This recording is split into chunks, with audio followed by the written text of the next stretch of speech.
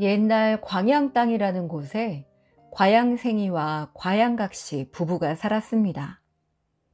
한날 한시에 태어난 아들 삼형제는 잘생긴 데다가 똑똑해서 남부러울 것이 없었지요. 삼형제가 15살이 되자 나란히 과거 급제를 하고 돌아왔답니다. 오냐 오냐, 누구 자식인데? 당연하지. 부부는 삼형제의 절을 받으며 덩실덩실 춤을 추었어요. 그런데 엎드린 삼형제가 영 일어나질 않았어요. 부랴부랴 삼형제를 일으키려 했지만 삼형제는 절을 한 채로 그대로 쓰러져 죽고 말았답니다. 아이고 아이고, 억울하고 원통하네. 어찌된 일인지 이유를 알려주시오. 부부는 고을 원님을 찾아가서 날이면 날마다 곡을 했어요. 사람들에게는 원님이 이런 일도 해결 못한다며 욕을 하고 다녔지요. 허허, 염라대왕에게 물어볼 수도 없고 이 일을 어쩐단 말인가. 원님은 원님대로 골치가 아팠답니다. 원님은 통 잠을 이루지 못했어요. 고을 백성들의 원성은 더해만 가고 뭔가 해결책을 내놔야만 했답니다. 그때 원님의 아내가 이렇게 이야기를 했어요. 제가 듣자니 강림이 힘세고 일은 잘하지만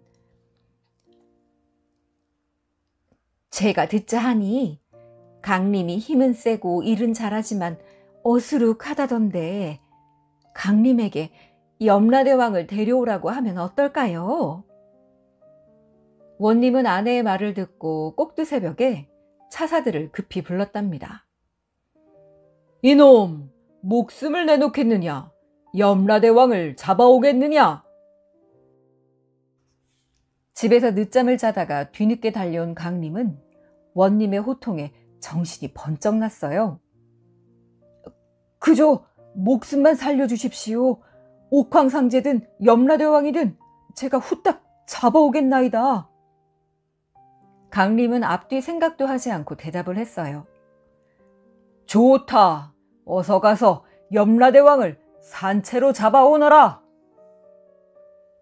원님의 말에 강림은 이제야 살았구나 하고 집으로 돌아왔답니다. 그런데 그 다음부터가 큰일이었지요.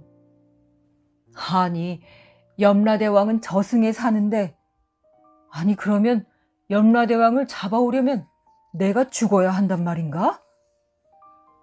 강림은 나중에 생각을 해봤더니 정말 큰일이 났지요. 강림은 밥도 먹지 않고 잠도 자지 않고 누워만 있었어요. 여보 낭군님, 도대체 무슨 일이에요? 아내가 묻자 강림은 염라대왕을 잡으러 가야 하는 사연을 털어놓았답니다. 제게 다 생각이 있으니 어서 진지나 드세요. 아내의 말에 강림은 안심이 되어서 밥을 후딱 먹고는 잠이 들었답니다. 아내는 고운 쌀을 물에 불려 절구에 콩콩 찧어서 시루에 폭폭 쪘지요. 첫 층은 문전 할아버지 시루떡, 둘째 층은 조왕 할머니 시루떡, 셋째 층은 강림이 먹을 시루떡이었어요. 시루떡이 다 되자 아내는 떡을 부뚜막에 올려놓고 기도를 드렸답니다. 길 가다가 할아버지 할머니를 만나시거든 잘 대접하셔야 해요. 아내는 강림을 깨워 어서 떠나라고 재촉했답니다. 시루떡 한 집을 강림의 허리에 감아주었지요. 바늘 한 쌈은 저고리 옷섭에 몰래 찔러놓고는 말이에요. 강림은 서쪽으로 허위허위 길을 나섰어요. 가도 황량한 들판이라 어디로 가야 할지 모르는데 멀리 꼬부랑 할머니가 꼬부랑 지팡이를 짚고 가네요. 강림은 한달음에 할머니를 따라 나갔어요. 잡을만 하면 꼭 그만큼 앞서가고, 잡을만 하면 또 그만큼 앞서가고, 한나절을 뒤쫓다 힘이 빠져 주저앉으려는데 할머니도 큰 나무 아래에 자리를 잡고 앉았어요. 어르신, 이 떡 좀 드시면서 쉬십시오. 강림은 훌쩍 달려가 넙죽 절하고는 떡을 내놓았답니다. 그런데 할머니의 떡도 모양과 맛이 강림의 것과 똑같았어요.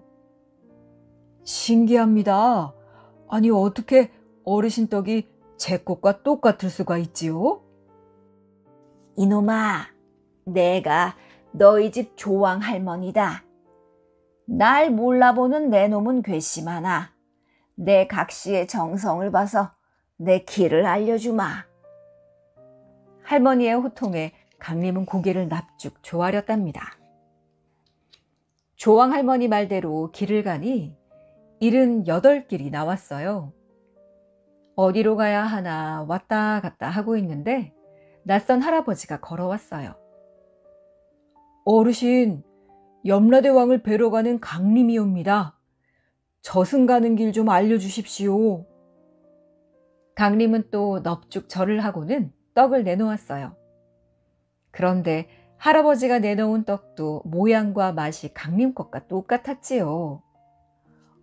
참 신기하고 별난 일입니다. 어떻게 어르신 떡이 제 것과 똑같을 수 있나요? 이놈아, 너희 집 문전 할아버지다.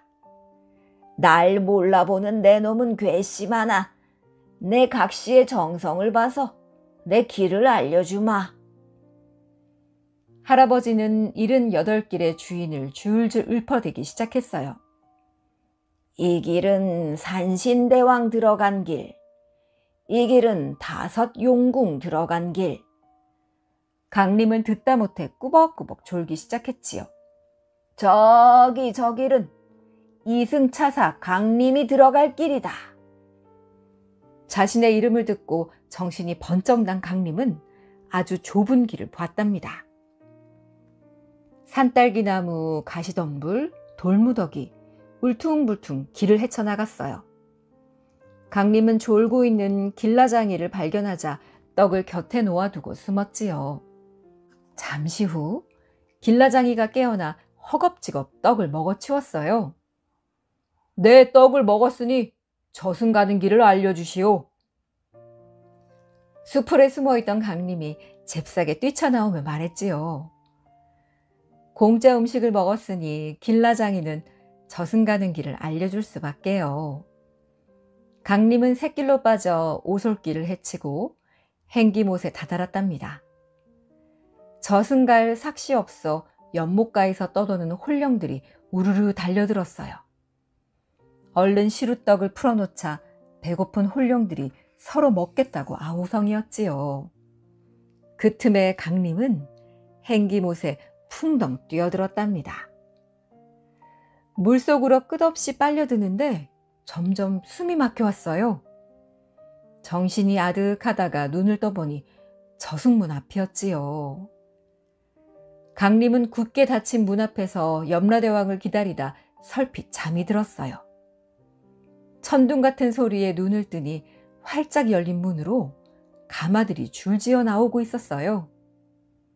강림은 봉황 같은 눈을 뜨고 청동 같은 주먹으로 군사들을 순식간에 때려 눕혔어요. 염라대왕의 몸은 줄로 꽁꽁 묶어 놓았지요. 이승 원님의 명으로 대왕님을 모시러 온 강림이라고 하옵니다. 허허, 그놈 용기 한번 대단하구나. 알겠으니 어서 이 줄이나 풀어라. 줄을 풀었다 달아나시면 어쩝니까? 그놈 참. 내 굿잔치에 가는 길이니 함께 얻어먹고 가는 건 어떻겠느냐. 그제야 강림은 염라대왕을 묶은 줄을 슬슬 풀어주었답니다. 하늘나라 원복장이 집에는 온갖 신이 모여 있었어요. 그런데 원복장이가 술잔을 올리는데 강림 것만 없지 뭐예요. 화가 난 강림이 달려들어 원복장이를 꽁꽁 묶자 시름시름 죽어갔지요. 깜짝 놀란 원복장이 아내는 얼른 강림에게 술을 올렸답니다. 진작부터 그럴 것이지요. 강림이 마음이 풀려 원복장이를 풀어주자 슬슬 되살아났어요. 그 틈에 염라대왕이 감쪽같이 사라져버렸답니다. 어리숙한 강림이 기둥 하나가 늘어난 것도 모르는구나. 여종의 말에 강림은 주위를 살피다가 엉뚱한 곳에 있는 기둥을 보았어요. 강림이 냅다 달려들어 큰 톱으로 기둥을 자르려고 했지요. 자, 굿이 끝나면 내 곧 뒤따라 갈 터이니 먼저 가서 기다리거라. 기둥은 순식간에 염라대왕으로 변하더니 머쓱하게 말했답니다. 염라대왕이 강림의 등에 저승글을 증표로 써주었어요. 떡을 뜯어주며 따라가거라. 떡을 내주며 흰 강아지도 불러주었지요. 강림은 떡을 조금씩 던져주며 흰 강아지를 따라갔어요. 그런데 저승 행기못이 보이자 강아지가 냅다 달려드는 것이었지요. 어찌할 틈도 없이 강림은 목을 콱 물린 채로 행기못에 풍덩 빠졌답니다. 남자의 목에 목젖이 불쑥 튀어나온 건 이때 생긴 것이라고 해요. 강림이 정신을 차려보니 어느새 이승이었어요. 멀리 불빛을 따라 걸어가니 아내가 있는 집이 나왔지요. 여보, 낭군님, 살았으면 어서 돌아오고 죽었거든 제사 음식이나 많이 드세요. 여보, 부인, 내가 왔소. 강림이 돌아왔소. 뒷집 김서방이면 돌아가고 진짜 서방님이거든 저고리를 벗어 안으로 던지세요. 아내의 말에 강림이 저고리를 벗어 문틈으로 던져 넣었지요. 아내가 저고리의 옷섭을 살피자 바늘 한 쌈이 오도독 부러졌어요. 강림이 저승에서 3일을 보낸 것이 이승에서는 3년이 흘러 있었답니다. 강림은 아내와 밤이 새는 줄도 모르고 이야기를 나누었어요. 그런데 뒷집 김서방이 기웃거리다 강림 목소리를 들었지 뭐예요.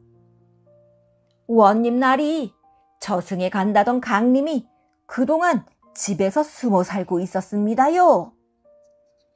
김서방의 고자질에 강림은 다시 관하로 잡혀왔답니다. 염라대왕이 곧 뒤따라 오겠다고 약속했습니다. 등을 내밀어 증표를 보여주었지만 아무도 믿지 않았답니다. 그때 염라대왕이 군사들을 앞세우고 관아에 요란하게 나타났어요. 그래, 무슨 일로 나를 불렀느냐? 염라대왕의 호통에 원님은 바들바들 떨면서 대답했답니다. 감옥에 갇혀있던 강림과 과양생이 부부도 불려왔지요. 과양생이 아들 사명제가 한날 한시에 태어나고 한날 한시에 죽은 이유를 알고자 청하였습니다요. 그러자 과양생이 부부가 이야기를 시작했어요. 우리 집 청동화로에서 나온 삼색구슬이 있었나이다. 신비하고 영롱해서 애지중지하다가 입안에 넣고 놀려보는데 얼음 녹듯 목으로 쏙 넘어가지 뭡니까? 그 후에 신기하게도 배가 불러오는데 세상 그 무엇보다 귀하디 귀한 아들 삼형제를 얻었나이다. 광양각 씨가 선뜻 나서서 그간의 일을 설명했지요. 이유 없이 아들들을 잃었다고 억울해하면서 말이에요. 과양생이 부부의 아들들은 원래 동경국 버물왕의 자식들이었답니다. 어느 날 스님이 지나가다가 버물왕의 어린 삼형제를 보고 말했지요. 삼형제의 수명이 안타깝게도 3년 남았구려. 3년간 떠돌며 장사를 하면 운수를 벗어날 수도 있겠습니다. 그러면서 광양 땅 과양생이를 조심하라고 덧붙였지요. 삼형제는 곧바로 집을 떠나 정처 없이 떠돌아다녔어요. 마침내 3년이 되어 집으로 향하는데 어느 곳에서 발걸음이 나아가지 않고 점점 무거워지는 것이었어요. 마침 큰 기와집이 나타났고 과양각 씨가 나와 삼형제를 방으로 안내했답니다. 한 잔 먹으면 1000년, 2잔 먹으면 10,000년, 3잔을 먹으면 90,000년을 사는 술이라오. 삼형제는 과양각 씨가 주는 대로 술을 마시고는 풀썩 쓰러졌지요.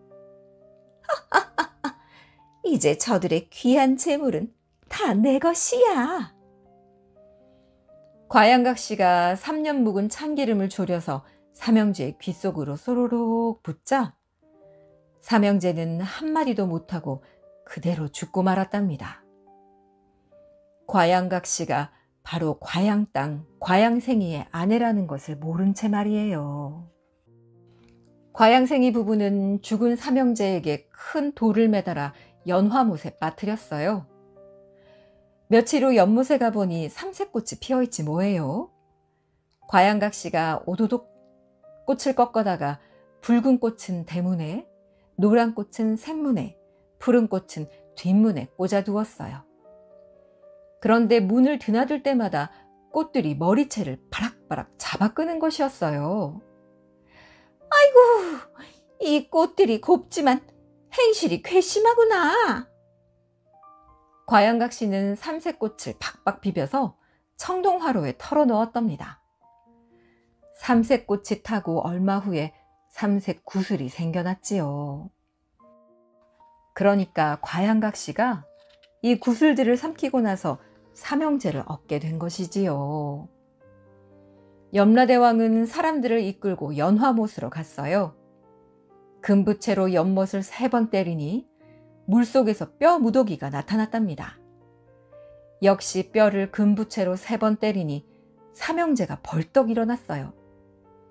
다시 살아난 삼형제를 보고 과양생이 부부는 얼싸안으려 달려갔답니다. 하지만 삼형제는 과양생이 부부를 매몰차게 밀쳐냈어요. 원수는 내가 갚아줄 테니 너희들은 이제 진짜 부모에게 돌아가거라. 옆에서 지켜보고 있던 염라대왕이 말했어요. 그리고 과양생이 부부는 모기와 각다기로 만들어버렸지요. 이보게 이승원님, 일이 잘 끝났으니 강림을 저승차사로 내게 주는 건 어떻겠나? 안 됩니다요. 힘세고 일 잘하는 강림을 절대 내어줄 수 없습니다. 그럼 반반씩 나누도록 함세. 몸을 갖겠느냐, 영혼을 갖겠느냐? 정 그러시다면 몸을 갖겠습니다. 원님의 대답에 염라대왕은 얼른 강림의 혼을 빼내어 저승으로 돌아가 버렸답니다. 혼이 빠져나간 강림의 몸은 나무 토막처럼 풀썩 쓰러졌지요. 강림을 데리고 저승으로 돌아온 염라대왕이 명령했어요. 당장 가서 삼천갑자 동방삭을 잡아오라. 동방삭은 무려 18만 년을 살고도 죽지 않고 숨어 다녔답니다. 지금까지 어떤 저승차사도 동방삭을 잡지 못했던 것이었지요. 강림은 동방삭이 나타난다는 냇가에 가서 숯을 씻기 시작했어요. 검은 숯을 100일 동안 씻으면 하얗게 된다오. 세상에 없는 만병통치약이 되는 거지요. 이상하게 여긴 사람들이 물을 때마다 강림은 태연하게 이렇게 말했답니다. 이놈아, 내가 삼천갑자를 살았어도 그런 말은 들어본 적이 없다. 어느 날 백발노인이 지나면서 혀를 끌끌 차는 것이었어요. 강림은 이때다 싶어서 잽싸게 달려들어 노인을 꽁꽁 묶었지요. 마침내 동방삭이 저승차사 강림에게 잡혀 저승으로 가게 되었답니다. 염라대왕이 사람들의 수명을 정한 적폐지를 강림에게 맡겼어요. 남자는 70, 여자는 80이 되면 저승으로 불러와라. 강림은 적폐지를 들고 얼마를 가다가 나무 그늘에서 쉬게 되었지요. 내가 적폐지를 이승에 붙여두고 오겠다. 까오, 까오. 까마귀가 말을 걸자 강림은 귀찮던 차에 선뜻 적폐지를 내주었어요. 까마귀가 이승을 향해 가는데 백정이 말을 잡고 있었어요. 까오, 까오. 한 점 얻어먹고 가세. 까오. 위에서 까옥거리는 까마귀가 거슬린 백정이 말발굽을 휙 던졌답니다. 그래서 깜짝 놀란 까마귀는 훌쩍 날다가 물고 있던 적폐지를 놓쳤지 뭐예요. 마침 구멍에 있던 뱀이 적폐지를 날름 삼켰지요. 이후로 뱀은 9번 죽어도 10번을 다시 태어나게 되었답니다. 내 적폐지 내놔라. 뱀이 가로챈 것을 모르는 까마귀가 근처에 있는 솔개에게 시비를 걸었어요. 억울한 솔개가 가만히 있을 리가 있나요? 둘은 싸우다가 원수처럼 지내게 되었대요. 까오. 아이 갈 때 어른 가시오. 어른 갈 때 아이 가시오. 까오. 끝내 적폐지를 찾지 못한 까마귀가 울어대기 시작했답니다. 그래서 이 세상 사람들이 순서 없이 죽게 된 것이래요. 옛날 어느 곳에 박서방과 이서방이 살았습니다. 그런데 이 두 사람 성질이 완전히 딴판이었어요. 박서방은 부자이면서도 인색하기 그지없어서 평생 제 것 하나라도 남을 줘본 적이 없었지요. 이웃에서 누가 연장이라도 빌리러 오면 사섰어. 그런 건 없어. 이렇게 안 빌려주고 스님이 동냥을 와도 아유 딴 데 가보시오. 이러고 주질 않았지요. 이게 소문이 나니까 그 다음부터는 아무도 박서방네 집 근처에 얼씬도 하지 않았답니다. 가봤자 좋은 소리 못 들을 테니까 아예 발길을 뚝 끄는 것이었지요. 그런데 이서방은 가난하게 살면서도 뭐든 남을 곧잘 주었어요. 누가 양식이라도 끌어오면 자신의 먹을 것이 있건 없건 쌀독 바닥을 박박 긁어서라도 나눠주었지요. 스님이 동냥을 오면 곡식을 있는 대로 다 퍼주고 더운 밥 한 끼씩 꼭 대접을 해서 보냈답니다. 이게 소문이 나니까 이서방네 집에는 언제나 사람이 버글버글했어요. 거지든 과객이든 가기만 하면 대접을 잘해주니까 사람들 발길이 끊일 날이 없었지요. 이렇게 사는데 하루는 박서방이 갑자기 죽어버렸어요. 저녁을 잘 먹고 자다가 그냥 죽어버렸어요. 자다가 보니 저승사자 둘이 와서 다짜고짜 가자고 그러네요. 어서 일어나시오. 갈 길이 멉니다. 박서방은 할 일 없이 저승사자를 따라갔답니다. 산을 넘고 물을 건너 한참 동안 가니까 저승이었어요. 자, 여기가 염라대왕님 대궐이다. 어서 들어가시게. 박서방은 저승사자를 따라 으리으리하게 큰 집으로 들어갔답니다. 염라대왕은 박서방을 보더니 물었어요. 너는 아직 올 때가 안 됐는데 왜 왔느냐? 아이고, 저는 자다가 저승사자님이 가자고 해서 따라왔습니다요. 그러자 염라대왕이 저승사자들에게 불호령을 내렸어요. 너희는 어찌 일을 이따위로 하는 게냐? 이 사람은 30년 뒤에나 올 사람인데 어쩌자고 잡아왔느냐? 어서 돌려보내도록 해라. 박서방은 저승사자를 따라 다시 대궐을 나왔답니다. 우리가 실수로 자네를 데려와서 미안하오. 그런데 이승으로 다시 가려면 노자가 있어야 한다오. 예? 노자고 뭐고 이승에서 올 때 한 푼도 안 가져왔는데 어떡합니까? 그것은 걱정 말게. 저승에도 자네 곳간이 있으니 저기에 있는 돈을 좀 쓰면 될 것이야. 저승에도 제 곳간이 있다고요? 대체 어디 있습니까? 우리를 따라오게. 저승사자를 따라갔더니 아닌 게 아니라 곳간이 즐비했답니다. 큰 것도 있고 작은 것도 있고 가지각색이었어요. 그런데 자신의 곳간에 가보니 이건 뭐 손바닥만한 것이 그중 제일 작았지요. 들여다보니 더 어처구니가 없었어요.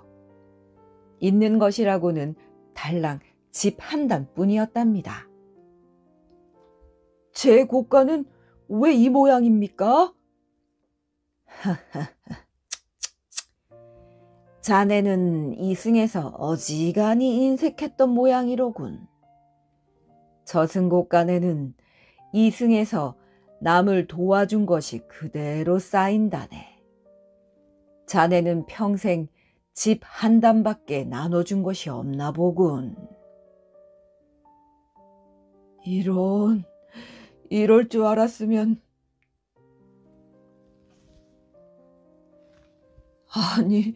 이럴 줄 알았으면 좀 착하게 살 걸 그랬네. 박서방은 뒤늦게 뉘우쳤지만 소용이 없었지요. 노자를 구해야 이승으로 돌아갈 수 있는데 저승곳간에는 찬바람만 휑휑 도니 어떻게 하겠어요. 그럼 저는 노자가 없는데 어떡합니까? 할 수 없지. 남의 곳간에 있는 돈을 좀 빌려 쓰는 수밖에. 마침 자네 이웃에 사는 이서방네 곳간에는 돈이 많으니 그걸 좀 빌려 쓰게나. 저승사자를 따라 이서방네 곳간으로 가보았더니 입이 딱 벌어질 만큼 많았어요. 곳간도 으리으리하게 큰데 그 안에 돈이고 양식이고 옷이고 자잘한 물건들이 잔뜩 쌓여 있었답니다. 박서방은 이승에서 부자로 살아도 저승곳간은 텅텅 비었고, 이서방은 이승에서 가난하게 살아도 저승곳간이 꽉 차 있었던 것이었지요. 박서방은 이서방네 곳간에서 돈 300냥을 빌려가지고 나왔어요. 빌린 돈을 노자 삼아 무사히 이승으로 돌아갔답니다. 박서방이 다시 눈을 떠보니 방 안에 누워 있었어요. 벌떡 일어나니까 아이고 곡을 하던 식구들이 깜짝 놀랐지요. 박서방은 그동안 있었던 일을 모두 이야기해 주었답니다. 그리고 나서 날이 밝기를 기다려 돈 300냥을 들고 이서방을 찾아갔어요. 아무것도 묻지 말고 이 돈 300냥을 받게나. 아니, 이게 웬 돈인가? 글쎄, 더 묻지 말고 받아두게. 내 자네에게 진 빚을 갚는 것뿐이니까. 이서방이 돈을 받지 않으려는 것을 부득부득 맡겨두고 돌아왔답니다. 그 뒤로 박서방은 아주 딴 사람이 되었어요. 어찌나 남을 잘 도와줬는지 이서방네처럼 대문간에 언제나 사람들이 버글버글 했답니다. 덕분에 저승곳간도 어지간히 커졌지요. 이서방도 박서방한테 받은 돈으로 가난한 사람을 도와줘서 저승곡간을 더 키웠답니다.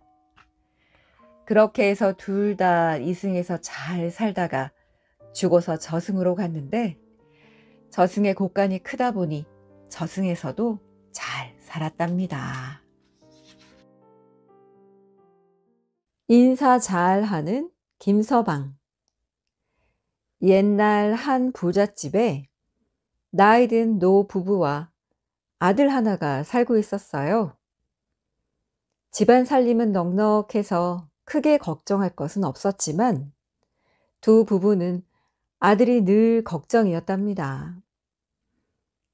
마음씨는 착하지만 어딘가 좀 모자라는 아들이었기 때문이었죠. 아휴, 저 애가 장가는 갈 수 있으려나. 우리 죽고 나면 혼자 어찌 살꼬. 아버지와 어머니는 아들 걱정에 푹푹 한숨이 절로 나왔어요.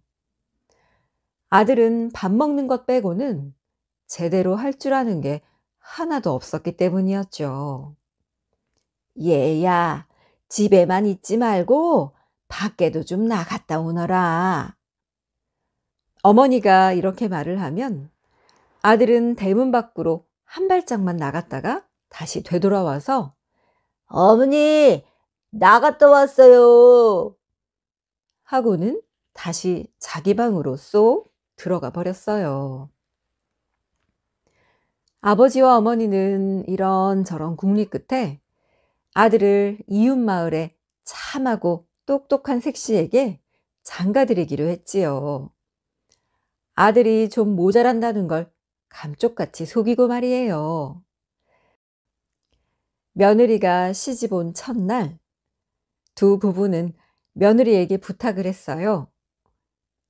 네 남편이 아직 어려서 뭘 모르니 네가 하나하나 차근차근 가르쳐 주렴.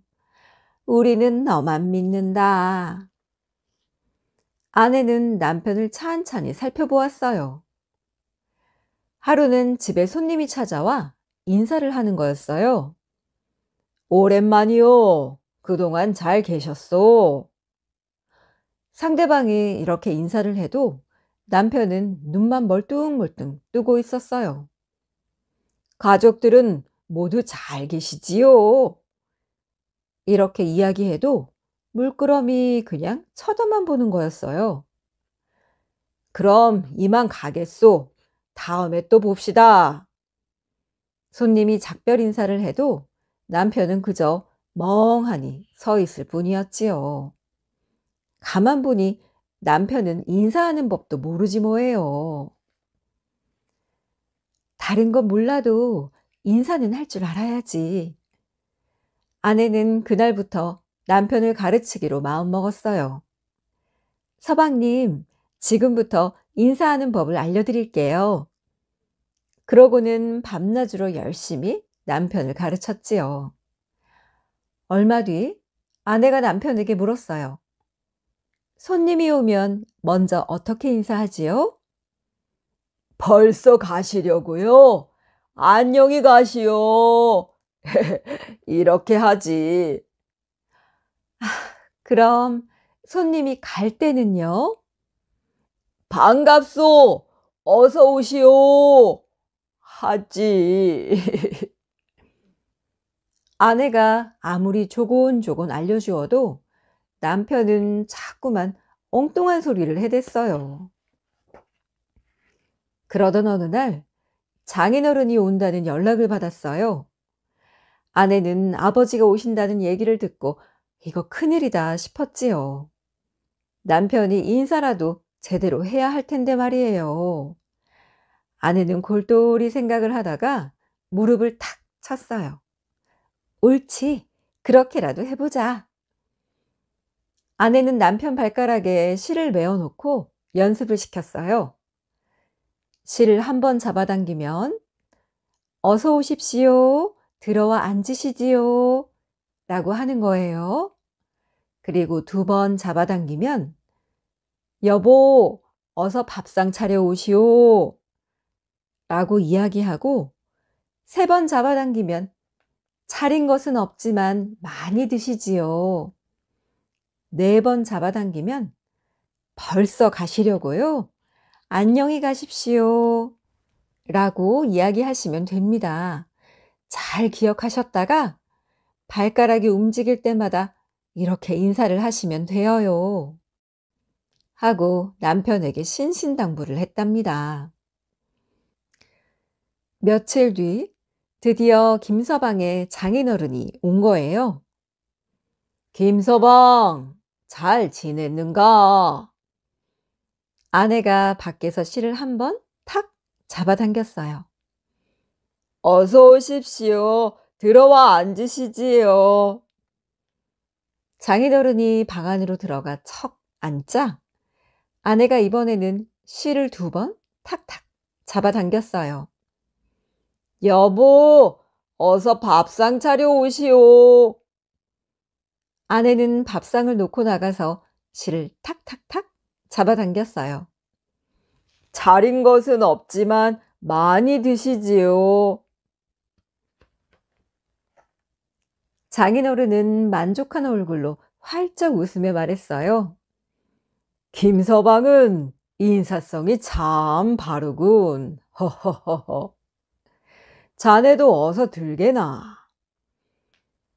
남편은 밥 하나는 복스럽게 잘 먹어서 숟가락으로 팍팍 떠먹었어요.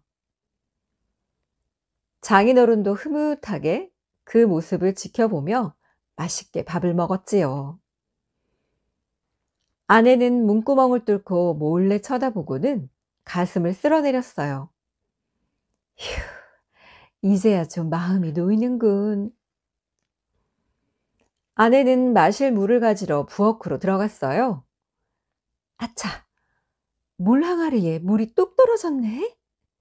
아직 마지막 인사를 하려면 멀었으니 그동안 물을 좀 떠와도 되겠지? 아내는 실끝을 뼈다귀 위에 칭칭 메어 놓았어요.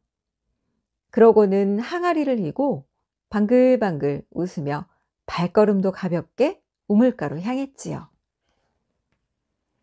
그런데 그때 옆집 강아지가 코를 킁킁대며 슬금슬금 마당으로 들어오는 거였어요. 강아지는 꼬리를 흔들며 펄쩍펄쩍 뛰어와 뼈다귀를 덥석 물었지요. 그러고는 침을 질질 흘리며 뼈다귀를 탁탁탁탁 힘껏 잡아당기지 뭐예요. 그러자 음식을 맛나게 먹던 남편이 움찔 놀라 숟가락을 탁 놓더니 갑자기 인사를 하는 거예요. 벌써 가시려고요? 안녕히 가십시오. 장인어른은 밥을 먹다가 깜짝 놀라 그만 캑캑 사례가 들고 말았어요. 아니, 뭐라고? 밥 먹다 말고 장인한테 그만 가라고? 자네 이런 경우가 어디 있는가? 장인어른이 벌떡 일어나서 나가려고 했어요. 그런데 그때 강아지가 뼈다귀를 물고는 세게 잡아당겼어요. 그랬더니 남편이 또 장인어른에게 꾸벅 인사를 하네요. 어서 오십시오. 들어와 앉으시지요. 장인어른이 밖으로 나가려다 말고 자리에 털썩 앉았어요. 그럼 그렇지. 이 싱거운 사람 같으니라고. 그런데 그 순간 강아지가 또 뼈다귀를 세차게 탁탁탁탁 잡아당기지 뭐예요. 아야, 벌써 가시려고요? 안녕히 가십시오. 장인어른은 화가 나서 벌떡 일어났어요. 아니, 이 사람 장인을 다시 내쫓다니. 내가 사위를 잘못 얻었군. 그러고는 문을 열려는 순간 또 인사를 하는 거예요. 아야, 어서 오십시오. 들어와 앉으시지요. 아야, 벌써 가시려고요? 안녕히 가십시오. 장인어른은 앉았다 일어서고 또 앉았다 일어섰지요. 남편은 발가락이 아픈데도 꾹 참고 계속 인사를 했어요. 마침내 장인어른은 화가 폭발하고 말았지요. 얼굴이 벌개져서 소리를 버럭 질렀어요. 이복의 김서방! 해도 너무하는군! 장인어른은 씩씩거리고 문을 나서며 뒤도 안 돌아보고 그냥 가버렸어요. 그거 참 인사만 많이 받고 가네 그려. 그 순간 강아지가 온 힘을 다해 뼈다귀를 잡아당겼어요. 실이 툭 끊어지는 바람에 남편은 인사도 하지 않고 멀뚱멀뚱 쳐다보기만 했대요. 모자란 사위, 뚝배기와 갓 사오기. 옛날 어느 마을에 외동딸을 둔 부부가 살았어요. 딸이 시집갈 나이가 되자 부부는 고민이 되었지요. 저 아이를 시집 보내면 쓸쓸해서 어떡해요? 그러면 똑똑한 사위 하나 들여서 아들 삼아 같이 살면 어떻겠소? 아들이 없었던 부부는 대릴 사위를 들이기로 했어요. 다행히 인물도 훤하고 듬직해 보이는 사위를 얻었지요. 그런데 사위를 겪어보니 겉보기와는 딴판이었어요. 사위는 모자라기가 이를 데 없는 사람이었지요. 물을 떠오라고 하면 불을 가져오고, 보리를 거두라고 밭에 내보내면 콩싹을 싹둑 베어오곤 했어요. 이렇게 모자라긴 해도 마음은 어진 사람이었지요. 아이고 저런, 콩싹을 베어오다니. 하루는 장인이 심부름을 시키려고 사위를 불렀어요. 장에 가서 뚝배기 하나 하고 갓 하나를 사오게. 뚝배기는 속이 비어서 움푹한 것이고 갓은 위가 막히고 아래가 뚫린 것이니 잘 살펴보고 사야 하네. 장인은 사위가 두 물건을 가리지 못할까봐 생김새를 자세하게 일러주었지요. 사위는 장에 가려고 길을 나섰어요. 남편이 걱정된 아내가 따라 나서며 물었어요. 당신 정말 뚝배기하고 갓이 어떤 건지 아세요? 그럼 알다마다. 뚝배기는 속이 비어서 움푹하고 갓은 위가 막히고 아래가 뚫렸잖소. 사위는 자신 있게 대답했어요. 그래도 아내는 걱정이 가시지 않았어요. 이것도 명심하세요. 뚝배기에는 모래구멍이 있어서 잘못 고르면 물이 새는 것을 살 수 있어요. 그러니까 사기 전에 꼭 물을 부어보세요.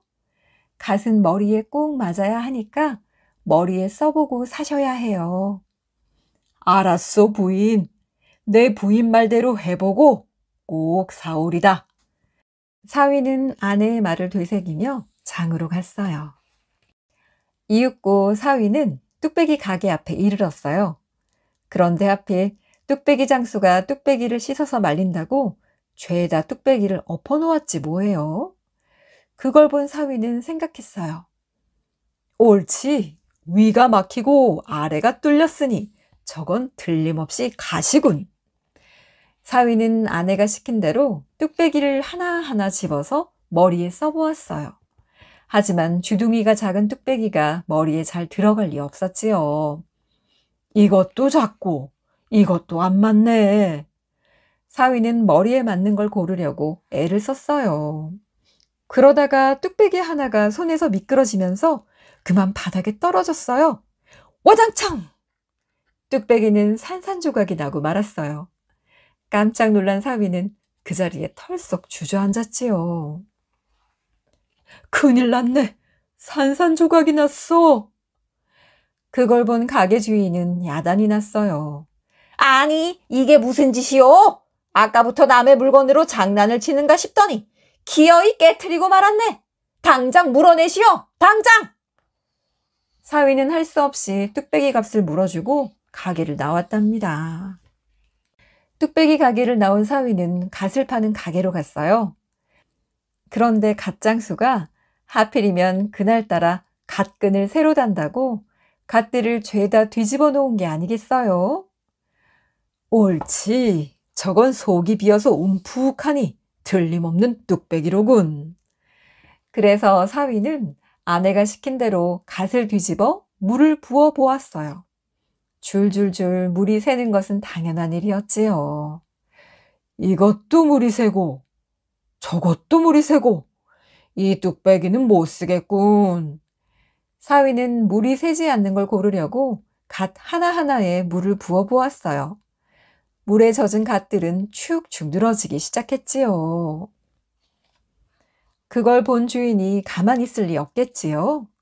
여보시오! 지금 제정신이요? 남의 갓을 왜 못 쓰게 망가뜨리고 있는 거요? 망가진 갓 값이나 물어내고 썩 꺼지시오! 사위는 또 할 수 없이 망가진 갓 값을 물어주고 가게를 나왔어요. 이렇게 모자란 사위는 빈손이 되어 터덜터덜 집으로 돌아왔지요. 아무것도 사오지 않은 사위를 보고 장인이 물었어요. 여보게, 사오라고 시킨 갓과 뚝배기는 어떻게 되었나? 사위는 장에 가서 있었던 일을 자세히 얘기하기 시작했어요. 사위의 말을 들은 장인은 할 말을 잃고 입만 딱 벌리고 있었지요. 어이쿠야, 아이고 답답해. 이렇게 심부름도 잘하지 못하는 약간 모자란 사위였지만 착한 마음 하나는 변함이 없었어요. 그래서 이해심 많은 아내와 사위는 오래오래 행복하게 잘 살았답니다. 이상한 사위 시험. 옛날에 내기를 아주 좋아하는 부자가 살았어요. 얼마나 내기를 좋아하는지 빨리 걷기, 밥 빨리 먹기, 한 발 들고 오래 서 있기, 숨 안 쉬고 오래 참기, 박고랑 빨리 매기, 눈 안 깜빡이고 오래 버티기. 아침부터 늦은 밤까지 하루 종일 마을 사람들과 내기를 했지요. 사람들은 내기를 좋아하는 이 부자를 왕내기라고 불렀어요. 왕내기에게는 늙음하게 얻은 딸 하나가 있었어요. 딸이 시집갈 나이가 되자 곳곳에서 혼인하고 싶다는 청이 들어왔지요. 대감집에서 며느리를 삼겠다고 찾아오기도 하고 한양에서 으뜸 가는 부잣집에서 찾아오기도 했지요. 하지만 왕내기는 시큰둥했어요. 벼슬 하는 사위, 돈 많은 사위 다 필요 없어. 양반이든 머슴이든 나와 내기해서 이겨야 해. 아무렴 그 정도는 되어야 이 왕내기의 사위라고 할 수 있지. 왕내기는 사람들에게 이 사실을 널리 알렸어요. 다만 이번 내기는 말 한마디 안 하고 속마음을 알아차리는 내기지. 그날 이후 왕내기네 집 앞에는 내기를 하러 찾아오는 총각들이 줄을 이었어요. 왕내기의 딸이 아주 곱고 지혜롭다고 소문이 났었거든요. 내기에서 이겨서 꼭 사위가 되어야지. 한양에서 공부를 가장 잘한다는 선비도 왔고 셈을 아주 잘하는 장사꾼도 왔어요. 힘이 무지무지하게 센 머슴도 줄을 섰어요. 양반이든 머슴이든 상관없다고 했지? 내기에 꼭 이겨서 팔자 좀 고쳐볼까? 하지만 나올 때는 하나같이 다 울상을 지었어요. 총각들은 고개를 설레설레 흔들며 불평을 늘어놓았어요. 말은 한마디도 하지 않으면서 엄지손가락을 치켜 세우고만 있으니 무슨 내기를 하자는 건지 알 수가 있나. 세상 천지에 왕내기가 내는 문제를 풀 수 있는 사람은 아무도 없을 거야. 우리가 모두 속은 게야. 딸을 시집 보낼 생각이 없는 게 틀림없어. 총각들은 혀를 차면서 집으로 돌아갔어요. 그러던 어느 날 한 총각이 왕내기의 집을 찾아왔어요. 두 눈은 초롱초롱 빛나고 어깨가 떡 벌어져서 의젓하고 늠름해 보였지요. 자네는 무엇을 하는 사람인가? 소장농입니다. 왕내기는 허름한 행색의 총각이 못마땅했어요. 소장농 주제에 감히 내 딸과 혼인을 하겠다고? 어르신이 내신 문제만 풀면 양반이든 머슴이든 상관없이 딸을 주겠다고 하지 않았습니까? 좋아. 내가 내는 문제에 답을 해보게. 왕래기는 말없이 엄지손가락을 위로 치켜 세웠어요. 이것은 남자가 세상의 으뜸이라는 뜻이지. 왕래기는 엄지손가락을 치켜 세우고 꼼짝 않고 있었어요. 이 문제를 내면 앞서 다녀간 총각들은 우물쭈물 대답도 못하고 그냥 돌아갔어요. 어떤 총각은 눈이 동그래져서는 머리만 팍팍 긁었고 어떤 총각은 화를 내며 일어섰지요. 왕래기가 씩 웃으며 대답을 기다렸어요. 내가 이 뜻을 이해할 수 있겠느냐? 그런데 총각이 씩 웃더니 대뜸 새끼손가락을 펴서 자신의 뺨을 톡톡 두드리는 게 아니겠어요? 왕래기는 깜짝 놀랐어요.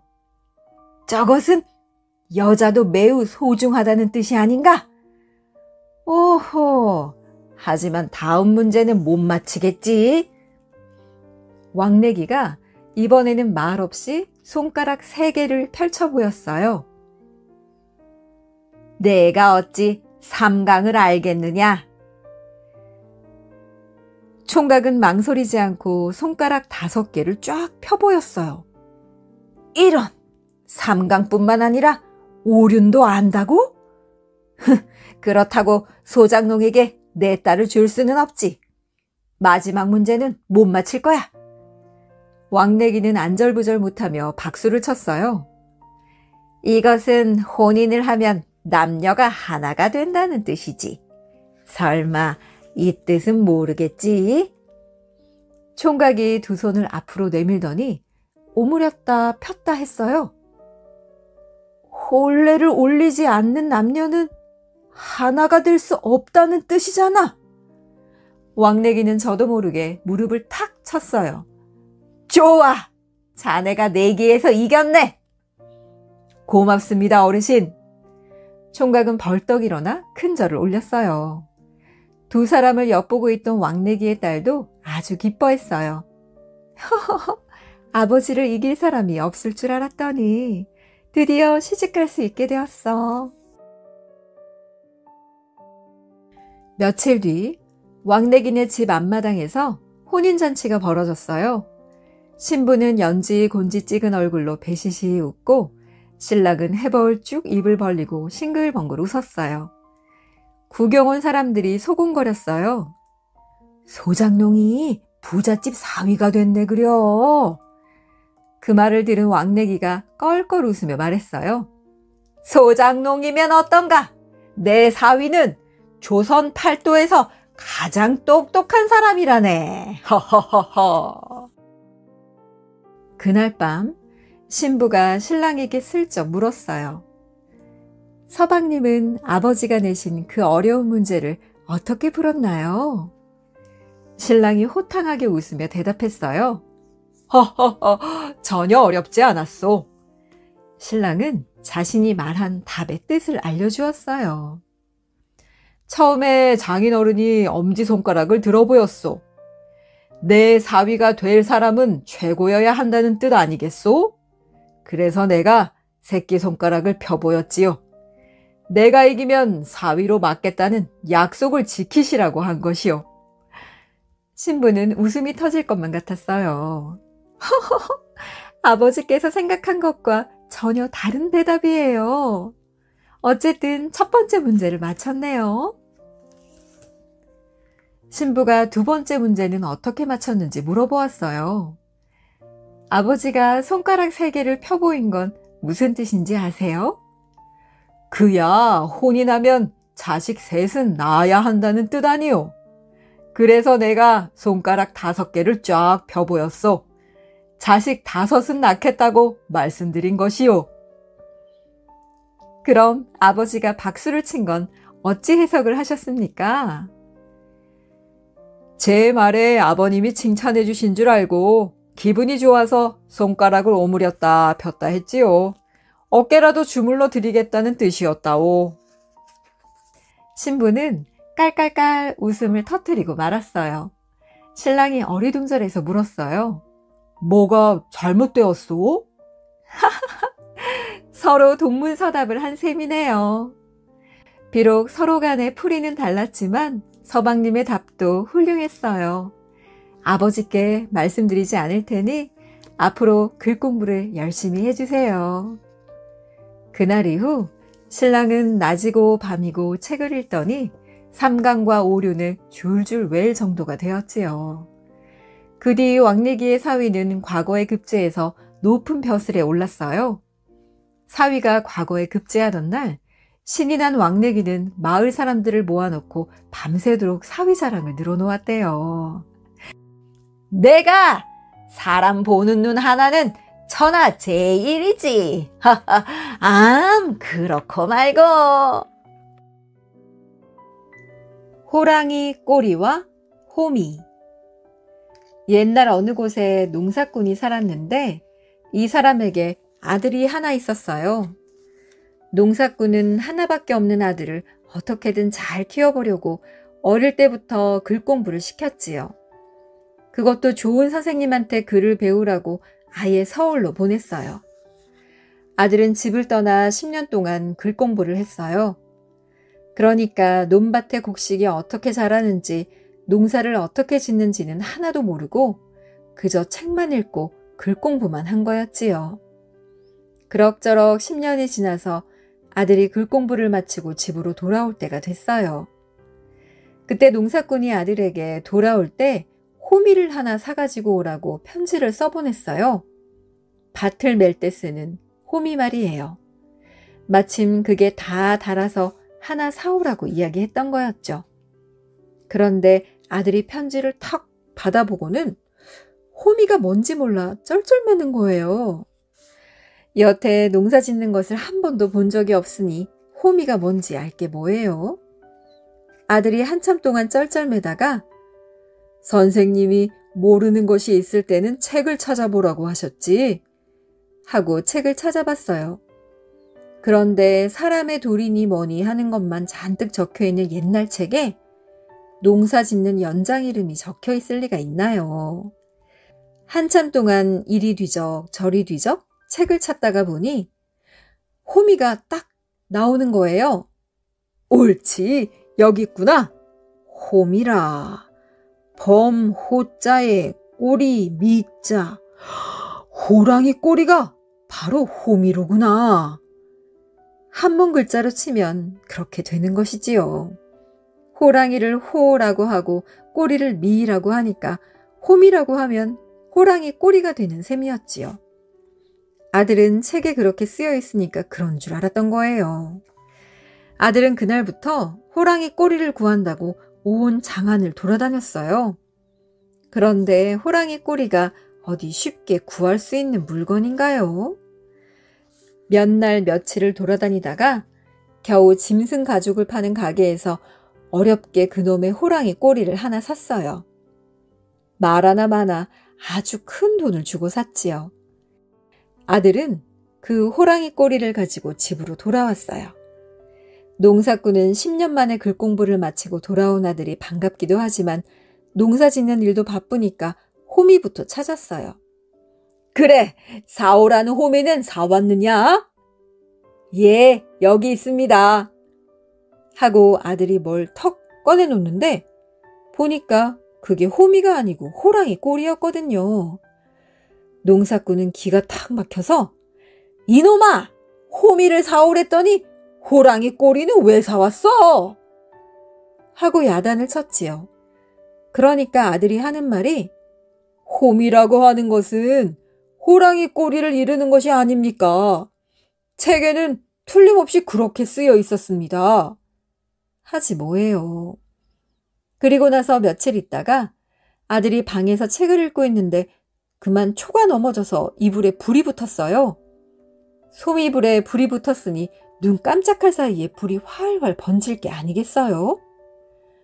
온 방에 불이 나서 뜨겁고 연기가 좌욱한데 이놈의 아들은 불을 어떻게 끄는지 몰라 쩔쩔매고 있었어요. 여태 책만 읽고 글 공부만 했지 불이 나면 어떻게 끄는지 배웠어야 말이지요. 아이고, 이거 참 큰일 났군. 어서 책을 찾아봐야지. 아들은 그 난리통에도 불 끄는 법을 책에서 찾는다고 야단법석이었어요. 책을 이리 뒤적 저리 뒤적 넘기고 있는데 그동안에도 불은 자꾸 번져가니 이러다가는 아들이 곧 불에 타 죽게 됐지 뭐예요. 그때 밖에 있던 농사꾼이 방에서 연기가 나는 걸 보고 불이 난 줄 알고 허겁지겁 달려와 물을 떠다 끼얹었어요. 물을 몇 동이 갖다 끼얹어서 겨우 불을 껐지요. 그제야 아들은 책을 뒤적이다 말고 여기 있구나. 수화상극이라. 물과 불은 서로를 이기니까 불은 물로 끄면 되겠구나. 그런데 아버지는 글 공부도 하지 않으셨는데 어떻게 불 끄는 법을 아셨어요? 하고 이야기했대요. 또 며칠 뒤에는 농사꾼이 흙담을 고치다가 그만 담이 무너지는 바람에 흙더미에 깔리고 말았어요. 몸이 기우뚱하면서 넘어졌는데 그 위에 흙이 쏟아져서 꼼짝을 할 수 없게 됐으니 큰일이었지요. 마침 집에 다른 사람은 없고 아들 혼자 방에서 책을 읽고 있는지라 농사꾼이 큰 소리로 아들을 불렀어요. 얘야! 어서 나와서 이 흙 좀 치워다오! 그러자 아들이 방에서 책을 읽다 말고 밖에 나와보니 아이쿠, 아버지가 흙더미에 깔리셨네. 어서 책을 찾아봐야지. 하고는 방에서 책을 들고 나와 이리 뒤적 저리 뒤적 살피는 거예요. 농사꾼이 하도 기가 막혀 말도 못하고 있는데 아들은 그 사이에 무슨 구절을 읽었는지 이런 오늘 일진을 보니 손에 흙을 묻히지 말라고 쓰여있군. 아버지, 오늘은 안 되겠습니다. 내일 치워드리지요. 라고 이야기했대요. 농사꾼이 어찌어찌 가까스로 흙더미에서 빠져나와 탄식하기를 아휴, 내가 저놈을 잘 키우려고 어릴 때부터 글 공부를 시켰는데 이제 보니 말짱 헛것이로구나. 글 공부 첫 10년에 절이 되었으니 만약 10년 공부를 더 시켰다가는 아예 사람을 버려놓겠구나. 예, 내일부터 글 공부 그만하고 살림 공부부터 해야겠다.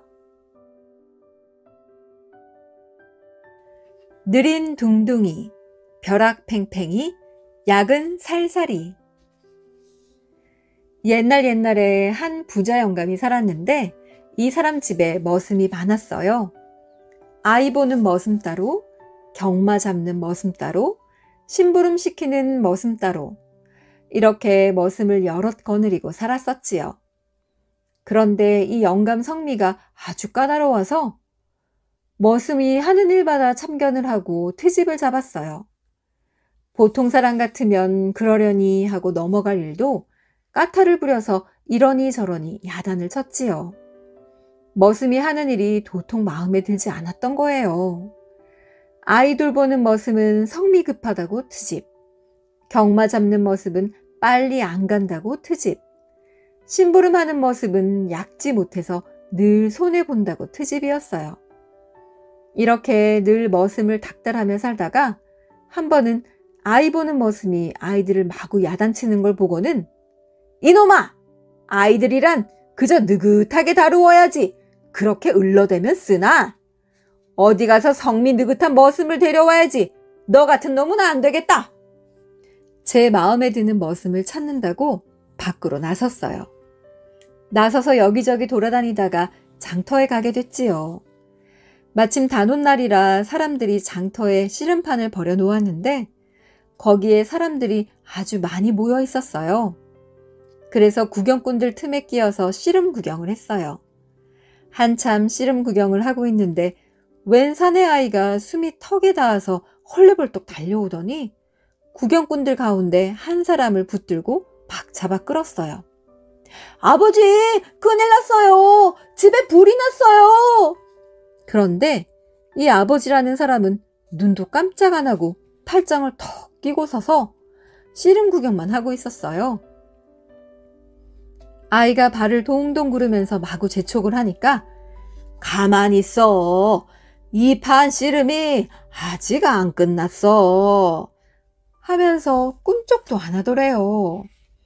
둘레에 있던 사람들이 기가 막혀서 여보게 집에 불이 났다는데 그러고 있으면 어떡하나. 어서 가서 불을 꺼야지. 하고 성화를 해도 이 느림보는 거들떠보지도 않았어요. 이 판 씨름 구경 다 하고 가서 불을 끌 터이니 상관 말어. 이러고 천하태평이었어요.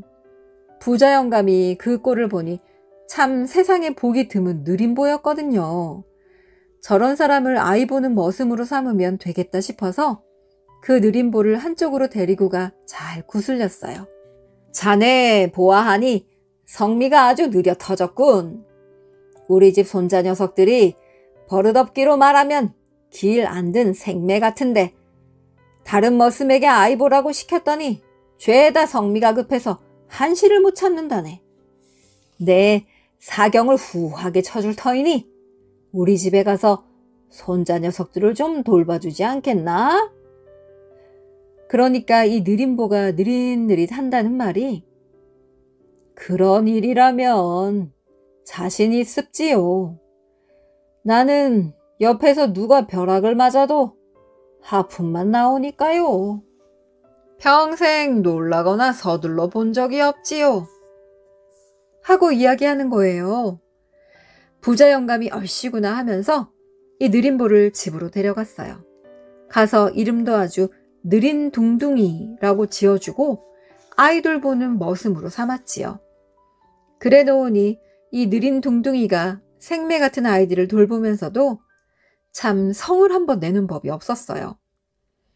아이들이 장난을 하다가 장독을 깨도 하품만 늘어지게 하고 아이들이 달려들어 제 수염을 다 잡아뜯어도 히히 웃기만 했지요.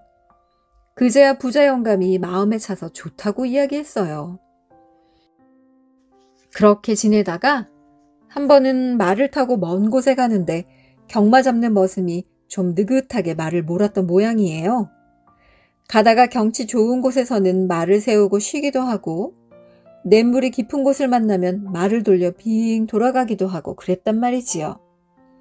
그랬더니 부자 영감이 경마 잡는 머슴을 마구 야단쳤어요. 이놈아! 말을 볼 때는 그저 앞만 보고 불이 나게 가야지. 그렇게 꾸물거려서야 원. 내 어디 가서 성미 급한 놈을 데려와야지. 너 같은 놈은 안 되겠다. 이러고는 집에 돌아오자마자 영감이 제 마음에 드는 머슴을 찾는다고 또 밖으로 나섰어요. 나서서 한나절을 돌아다니다 보니 다리도 아프고 배도 고파서 장터 주막에 들르게 됐지요. 주막에 들어가서 점심을 시켜놓고 앉아있는데 웬 사람이 먼지를 풀풀 일으키며 달려 들어오더니 여보 주인장 여기 국밥 한 그릇 얼른 말아주시오. 하고는 마루에 걸터 앉을 새도 없이 국밥 한 그릇 달랬더니 여태 뭘 하고 있어요? 하고 성화가 벼락 같아요. 그러고는 주막 주인이 뭐라고 대답할 새도 없이 에이 이렇게 느려 터져서야 국밥 먹기는 다 틀렸군. 하고는 바람을 쌩쌩 일으키며 나가버리지 뭐예요. 부자 영감이 그 꼴을 보니 참 세상에 복이 드문 벼락성미였거든요. 저런 사람을 경마 잡히면 안성맞춤이겠다 싶어서 얼른 그 뒤를 따라 나섰어요. 나가보니 성미 급한 사람은 벌써 한달음에 동구밭까지 가서 가물가물했어요. 마구 소리를 쳐 불러서 겨우 따라잡았지요. 그리고 잘 구슬렸어요. 보아하니 자네 성미가 아주 급하군. 우리 집 머슴이 느려 터져 경마를 잡히면 세워라 내워라 하고 간다네. 내 사경을 후하게 쳐줄 터이니 우리 집 말을 좀 끌어주지 않겠나? 그랬더니 이 성미 급한 사람이 한다는 말이 아 그런 일이야. 나 말고 누가 하겠습니까요? 나는 꿈을 대는 건 질색입니다. 어서 갑시다요. 그놈의 말 버릇부터 싹 고쳐놓을 터이니 라고 이야기했어요. 부자 영감이 좋아라고 이 성미 급한 사람을 집으로 데리고 왔어요. 그리고 이름도 아예 벼락팽팽이라고 고쳐 부르면서 경마 잡는 일을 시켰지요. 그랬더니 아닌 게 아니라 이 벼락팽팽이는 말을 몰아도 벼락같이 팽팽 모는 거예요. 말이 한눈 팔 겨를도 없이 마구 다그쳐서 심리길도 눈 깜짝할 새에 가버린단 말이죠. 그러니 부자 영감이 이제야 임자 만났다고 좋아했어요. 그렇게 지내고 있는데 한 번은 심부름하는 머슴이 물건을 시세보다 비싸게 주고 사온 거예요. 그러니 부자 영감이 또 노발대발했지요. 이놈아! 너같이 어수룩한 놈한테 심부름을 2번 시켰다가는 우리 집 살림 다 말아먹겠다. 어디 가서 야근 머슴을 구해와야지 원. 하고는 그 길로 또 야근 머슴을 찾는다고 집을 나섰어요. 나서서 장터에 갔지요. 장터 여기저기를 기웃거리다가 어느 가게 앞에 갔는데 그런데 가게에 웬 사람이 커다란 병을 하나 들고 와서 주인더러 이 병에 참기름 하나 가득 넣어주시오 하더니 주인이 참기름을 가득 넣어주니까 아 참 내 정신 좀 봐. 간장을 산다는 게 참기름을 샀네. 이 병을 도로 비우고 간장을 넣어주시오. 라고 이야기하는 거예요. 참기름이라는 게 끈적끈적해서 어디 잘 쏟아지나요? 쏟아내도 병 안에는 참기름이 잔뜩 묻어 있었지요. 주인이 할 수 없이 참기름이 잔뜩 묻은 병에 간장을 넣어주니까 아 참 내 정신 좀 봐. 어저께 간장을 한 단지나 사놓고 깜빡했네. 어서 그 병이나 비워주시오. 라는 거예요. 병을 비워도 끈적끈적한 참기름에다 간장까지 잔뜩 묻어 있을 게 아니에요. 이 야근 사람이 그걸 들고 콧노래를 부르면서 집으로 가는 거예요. 부자 영감이 그 꼴을 보니 참 세상에 복이 드문 꽤 보였거든요. 저런 사람을 데려다 심부름을 시키면 살림이 늘겠다 싶어서 그 사람 뒤를 쫓아가서 슬슬 구슬렸어요. 자네 참기름하고 간장을 공짜로 없는 솜씨가 어지간하이. 우리 집 머슴이 어수룩해서 물건을 사러 보내면 늘 속고 사오니 자네 같은 사람이 내 심부름을 해주면 얼마나 좋겠나. 그러니까 이 야근 사람이 하는 말이 꾀를 쓰는 일이야. 세상에서 나를 당할 사람은 없습니다요. 영감님 심부름을 다 해드릴 터이니 사경이나 후하게 쳐주십시오. 라는 거예요. 영감은 입이 해해 벌어져서 이 야근 사람을 집으로 데리고 갔어요. 야근꾀를 살살 잘 쓴다고 이름도 야근 살살이라고 부르고 심부름 시키는 머슴으로 두었지요. 이 야근 살살이더러 물건을 사오라고 심부름을 보내면 그저 그만이에요. 돈 한 냥으로 2냥짜리 물건을 사오는 것은 예사고 무슨 꾀를 쓰는지 값비싼 물건을 덤으로 얻어오기도 하니 말이에요. 그래서 부자 영감은 좋아라 했어요. 그러다가 하루는 먼 곳에 말을 타고 갈 일이 생겼어요. 벼락팽팽이에게 경마를 잡혔더니 참 벼락같이 팽팽 말을 모는데 말굽비를 잡고 죽자사자 내달리는 거예요. 넓은 길이고 좁은 길이고 숨 돌릴 틈도 없이 후다닥 내달리니 말을 탄 영감은 그저 흐뭇해서 내가 경마잡이 하나는 참 잘 골랐지. 잘 고르고 말고 하면서 갔어요. 그렇게 가다가 큰 물을 만났어요. 물이 제법 깊어서 말을 타고 그냥 건너다가는 신이 물에 젖겠거든요. 벼락팽팽이는 얼른 주인 영감을 제 어깨에다 태우더니 이렇게 하고 물을 건너면 신발이 젖을 일은 없겠습지요. 하고는 텀벙텀벙 물을 건넜어요. 한 손으로는 목말 탄 영감을 붙잡고 한 손으로는 말굽비를 잡고 벼락같이 냇물을 건넜어요. 영감이 목말을 타고 물을 건너보니 하도 기분이 좋아서 여보게 집에 돌아가면 내 사경을 2배로 올려줌세 라고 이야기했어요. 그랬더니 벼락팽팽이가 벼락같이 아이고 고맙습니다요 하면서 대뜸 허리를 잔뜩 굽혀 꾸벅 절을 했어요. 그 바람에 어깨 위에 올라앉은 영감이 거꾸로 떨어져 냇물에 풍덩 처박히고 말았지요.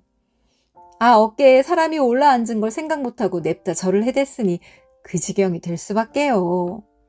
부자 영감은 물에 빠진 생쥐꼴이 돼서 집으로 돌아왔어요.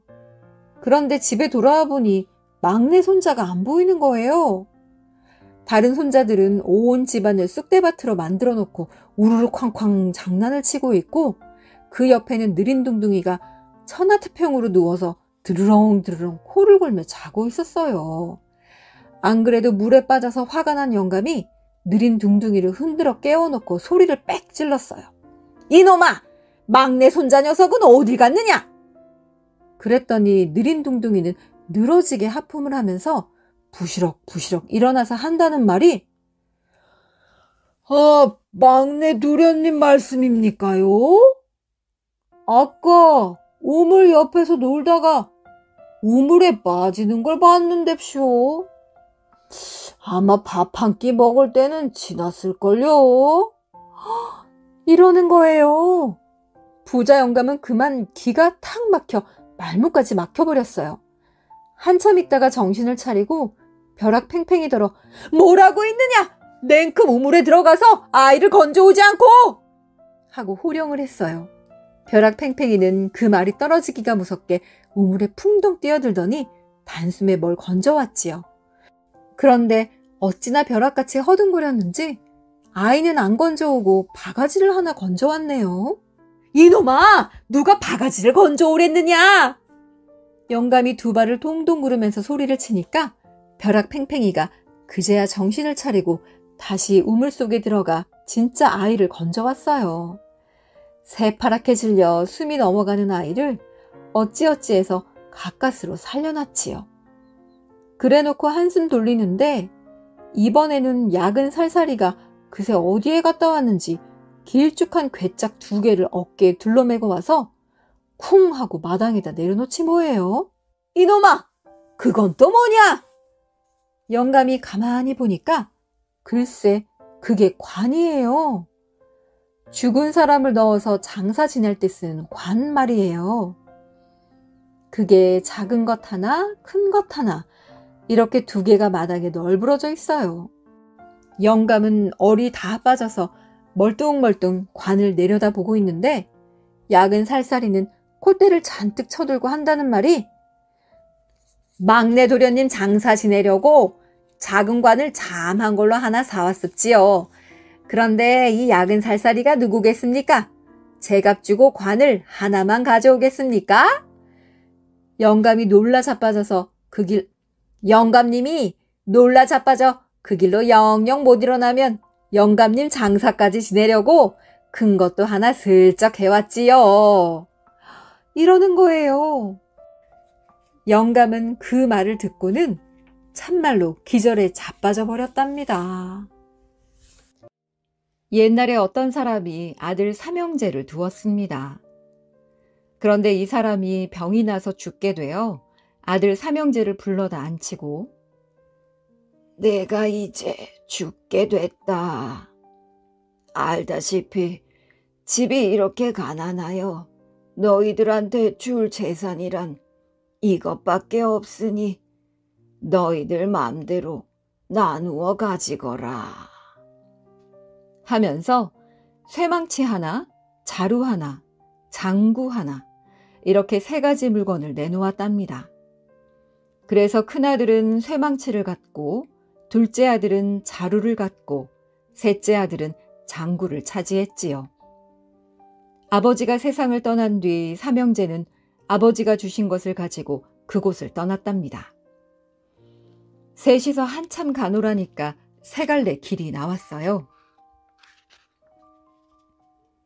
우리 셋이 같이 가는 것보다 각각 헤어져서 자기가 가고 싶은 데 가서 잘 되든 못 되든 제각각 살다가 10년 뒤 추석날 아버지 묘 앞에서 만나기로 하자. 하고는 거기서 각기 길을 하나씩 골라서 가게 되었답니다. 맏아들은 동생들과 헤어져 오른쪽 길로 가는데 험한 산골로 접어들었어요. 산은 점점 험해지는데 해는 져가고 집은 없고 해서 걸음을 빨리 해 자꾸 가노라니까 집이 하나 보였지요. 옳지 살았다 싶어 그 집 앞에 가서 주인을 찾았더니 아무 대답이 없었어요. 대문을 열고 들어가니까 대문이 또 있었어요. 거기서 주인을 찾았더니 역시 대답이 없었답니다. 그 대문을 열고 들어가 보니까 또 대문이 있었어요. 그 대문에서 주인을 불러도 아무런 대답이 없었지요. 또 대문을 열고 가서 주인을 부르고 대답이 없으면 또 들어가고 해서 12대문을 들어가 주인을 찾으니 그때서야 안에서 겨우 모깃소리만한 여자의 목소리가 들렸어요. 맏아들은 길 가는 사람인데 날이 저물어 그러니 하룻밤만 재워주십시오 하고 말했지요. 처녀는 이 집에서는 잘 수 없으니 다른 데로 가보라고 이야기했어요. 하지만 맏아들은 해가 져서 다른 데로 갈 수가 없습니다. 아무 데서라도 재워만 주십시오 하고 다시 부탁했답니다. 그러니까 처녀는 우리 집에는 밤마다 귀신이 나와서 사람을 하나씩 잡아갑니다. 원래는 식구가 많았는데 다 잡아가고 이제 나 하나만 남았소. 오늘 밤에는 내가 잡혀가게 되었는데 만일 당신이 여기 있으면 당신을 먼저 잡아갈 거요. 공연히 이런 집에서 자다가 아까운 목숨을 잃을 테니 어서 다른 데로 가보시오 하고 이야기했지요. 맏아들은 처녀의 말을 듣고 그런 것이라면 괴념치 마시오. 내 일은 염려 말고 그저 재워만 주시오 라고 했지요. 그러자 여자는 정 그렇다면 마음대로 하라고 이야기했답니다. 맏아들은 처녀의 방에서 가만히 숨어 있었어요. 한밤중쯤 되니까 우르릉 퉁탕 하는 소리를 내면서 귀신이 한때 몰려들어오더니 대청마루로 올라왔지요. 그러더니 대장 도깨비가 가운데 앉고 다른 도깨비들은 둘레에 쭉 늘어섰지요. 도깨비 대장은 제일 작은 도깨비를 불러서 처녀를 잡아오라고 했어요. 그러니까 이놈이 처녀방에 들어와서 처녀를 잡아가려고 했지요. 그래서 맏아들은 쇠망치로 도깨비의 머리통을 탁 쳤답니다. 그러자 도깨비는 그만 찍소리도 못하고 죽어버렸어요. 처녀를 잡으러 간 도깨비가 돌아오지 않자 도깨비 대장은 이번에는 조금 더 크고 힘이 센 도깨비더러 처녀를 잡아오라고 했답니다. 이놈이 처녀방으로 들어오는 것을 또 쇠망치로 툭 하니 때려 죽였지요. 이번에도 처녀를 잡으러 간 도깨비가 돌아오지 않자 도깨비 대장은 더 크고 힘이 센 놈을 보냈답니다. 맏아들은 전혀 무서워하지도 않고 도깨비가 들어오는 것을 보고 또 쇠망치로 때렸지요. 이렇게 도깨비가 오는 족족 맏아들은 쇠망치로 쳐서 다 없애버렸어요. 그러니까 나중에는 대장 도깨비가 직접 방으로 갔지요. 가보니까 다른 도깨비들이 다 죽어있고 웬 덩치 큰 사람이 쇠망치를 들고 있었어요. 이거 잘못하다가는 자신도 맞아 죽겠다 생각하고 대장 도깨비는 맏아들 앞에 엎드려 잘못했으니 제발 살려달라고 빌었어요. 이것을 보고 맏아들은 내 놈은 어찌하여 이 집 식구들을 다 잡아갔느냐? 하고 물었답니다. 그러자 도깨비는 예, 잡아가려고 해서 잡아간 것이 아니오라. 이 집에서 저희들이 살고 있는 이 동네 앞 물살마기의 나무를 모두 베어다가 집을 지었기 때문에 저희는 살 곳이 없어져서 살 곳을 찾느라 잡아갔습니다. 하고 말했지요. 이 말을 듣고 맏아들은 내 말을 들어보니 그렇기도 하겠구나. 하지만 그렇다고 함부로 사람을 잡아가는 법이 어디 있느냐? 내가 내일 물살마기에 나무를 많이 심어 놓을 터이니 어서 너는 이 집 식구들을 다 살려놔라. 그렇지 않으면 너마저 죽이겠다. 하고 호령했지요. 도깨비 대장은 틀림없이 그렇게 하겠노라면서 밖으로 나가더니 이 집 식구들을 모두 살려서 데리고 왔답니다. 집주인과 식구들은 맏아들을 보고 죽었던 목숨을 살려준 은인이라고 고마워서 어쩔 줄을 몰라 했지요. 그러고는 그 처녀와 혼인을 시켜 많은 재산을 물려주었고 거기서 살게 했답니다. 맏아들은 부잣집 딸과 결혼해서 잘 살았답니다. 맏아들은 사람들을 시켜 동네 앞 물살마기에 나무를 많이 심어서 도깨비들이 살게 하고 동네를 지키게 했지요. 둘째 아들은 자루를 가지고 형과 동생에게 작별하고는 가운데 길로 갔답니다. 한참을 가다가 어느 고개를 넘으려고 하는데 목이 말라서 물을 좀 먹으려고 자루를 고갯마루에 놓아두고 산골짜기로 내려갔지요. 물을 마시고 다시 고개 위로 올라와서 자루를 보니까 자루 안에 뭐가 들어있었어요. 이게 무엇인가 하고 들여다봤더니 바로 여우 한 마리가 들어있었지요. 둘째 아들은 그 여우를 잡아서 꽁꽁 붙들어 매 가지고 가려고 했답니다. 그랬더니 여우가 내가 좋은 것을 줄 테니 나를 살려주시오 하더래요. 그래서 묶었던 줄을 풀어주니 여우는 환약 같은 것을 세 알 내주면서 이것은 아무리 죽어가는 사람이라도 살릴 수 있는 약입니다.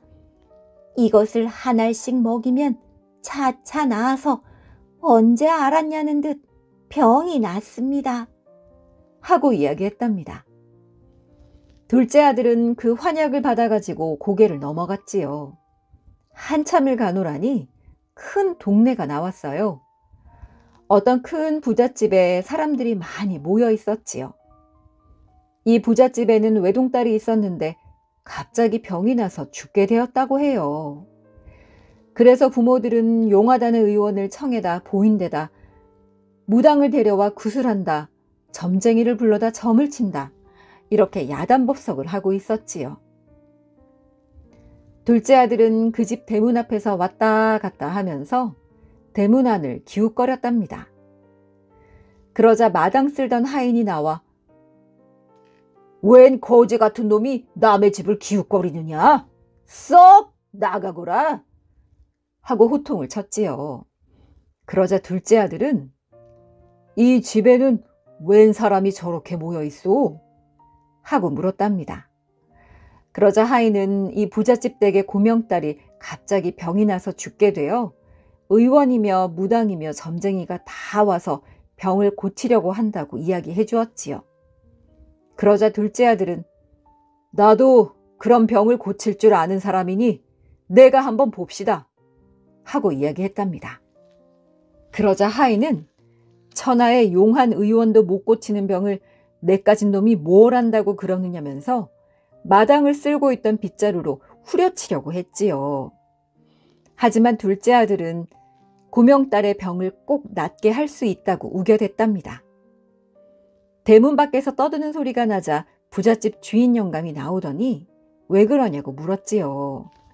사정 이야기를 들은 주인 영감은 어차피 죽을 병이니 한번 보여나 보자 생각하고 둘째 아들을 안으로 데리고 가서 처녀의 병을 보여주었답니다. 둘째 아들은 병의 증세를 보는 채 하고는 여우가 준 환약을 한 알 먹였지요. 그랬더니 다 죽어가던 처녀가 푸 하고 숨을 쉬기 시작했답니다. 이것을 보고 부자 영감은 눈이 휘둥그레졌지요. 그리고선 어서 병을 낫게 해달라고 졸랐답니다. 그러자 둘째 아들은 조금 뒤에 딸에게 환약을 한 알 더 먹였지요. 그러자 처녀는 일어나 앉고 얼마 뒤 또 환약 하나를 먹이니까 처녀는 언제 병이 낫더냐는 듯이 깨끗이 나아서 집안을 돌아다녔답니다. 이렇게 되고 보니 의원이란 의원이며 무당이란 무당, 점쟁이란 점쟁이는 그만 코를 싸매고 앞을 다투어 달아나고 말았지요. 부잣집 사람들은 둘째 아들이 죽어가던 딸을 살린 은인이라고 아주 극진히 대접하고 큰 잔치를 베풀어 주었답니다. 둘째 아들은 큰 대접을 받고 그만 가야겠다고 일어섰지요. 그러자 부잣집 딸은 죽어가는 목숨을 살려준 은인이니 이 사람을 남편으로 모시고 살겠다고 부모한테 말했답니다. 부모들도 그 이야기를 받아들였지요. 그래서 둘째 아들을 사위로 삼았답니다. 이렇게 해서 둘째 아들도 부잣집 사위가 되어 예쁜 색시를 얻어 잘 살게 되었답니다. 셋째 아들은 장구를 메고 형들과 헤어져서 갔지요. 한참을 가노라니 어떤 산길이 나섰어요. 산길을 또 걸어갔는데 날은 어두워지고 집도 없고 잘 데도 없더래요. 그래서 할 수 없이 나무에 올라가 자려고 큰 나무 위로 올라가 자리를 잡고 있었답니다. 밤이 깊어가니 호랑이들이 사람 냄새를 맡고 셋째 아들이 올라간 나무 밑에 많이 모여들었어요. 그러더니 셋째 아들을 발견하고는 잡아먹으려고 뛰어올랐지요. 그런데 셋째 아들이 올라앉은 데는 원체 높은 곳이라 호랑이들이 거기까지는 뛰어오르지 못했답니다. 호랑이들은 아무리 뛰어올라도 셋째 아들이 잡히지 않으니까 서로 무등을 타고 올라오기 시작했어요. 그래서 제일 밑에 큰 호랑이가 엎드리고 그 위에 조금 작은 호랑이가 올라타고 그 위에 또 좀 작은 호랑이가 올라타고 이렇게 해서 여러 마리 호랑이가 무등을 타고 올라서는데 점점 높이 올라타서 거의 셋째 아들이 있는 데까지 닿게 되었어요. 셋째 아들은 꼼짝없이 호랑이한테 잡아먹히게 되었지요. 이왕 죽게 된 바에야 에라 모르겠다. 장구나 한번 쳐보자. 하고는 셋째 아들은 나무 위에서 장구를 덩덕쿵 덩덕쿵 하고 쳤답니다. 그러니까 맨 밑에 있던 호랑이가 한 발을 들썩하고 들더래요. 셋째 아들은 이것을 보고 또 한 번 덩덕쿵 하고 장구를 쳤지요. 그러니까 그 호랑이가 이번에는 다른 발을 들썩하고 들더래요. 셋째 아들은 이것을 보고 재미가 나서 덩덕쿵 덩덕쿵 하고 연달아 장구를 쳤지요. 그러니까 그 호랑이는 장구의 장단에 맞춰서 이쪽 발을 들썩했다, 저쪽 발을 들썩했다 하면서 춤을 추기 시작하더래요. 그래서 셋째 아들은 호랑이의 춤에 맞추어 장구를 자꾸 쳤지요.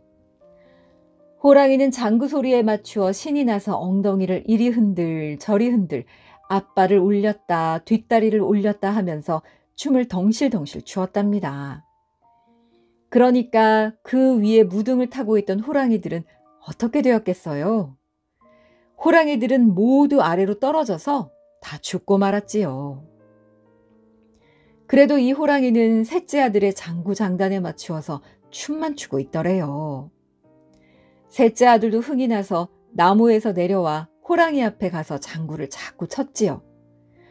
호랑이는 장구 장단에 맞추어 춤을 자꾸 췄답니다. 이렇게 하룻밤이 새도록 셋째 아들은 장구를 신나게 쳤고 호랑이는 호랑이대로 신나게 춤을 추었는데 날이 새니까 동네 사람들이 호랑이 나왔다 하고 고함을 치면서 징이며 꽹과리, 나팔을 요란하게 울리며 산으로 올라오더래요. 호랑이는 이것을 보고 그만 도망가 버렸지요. 셋째 아들은 이것을 보고 동네 사람들한테 화를 냈답니다. 이게 무슨 짓들이오? 나는 호랑이를 잡는 사람인데 서울 상감님께서 살아있는 호랑이를 잡아오라 하셔서 이렇게 호랑이를 잡아서 데리고 가던 중인데 당신네들이 그 호랑이를 쫓아버렸으니 이 일을 어떻게 할 작정이오? 산 호랑이를 어서 잡아오시오. 만약 호랑이를 산채로 잡아오지 못하면 당신네들 큰일 날 줄 아시오. 하고 울러댔답니다.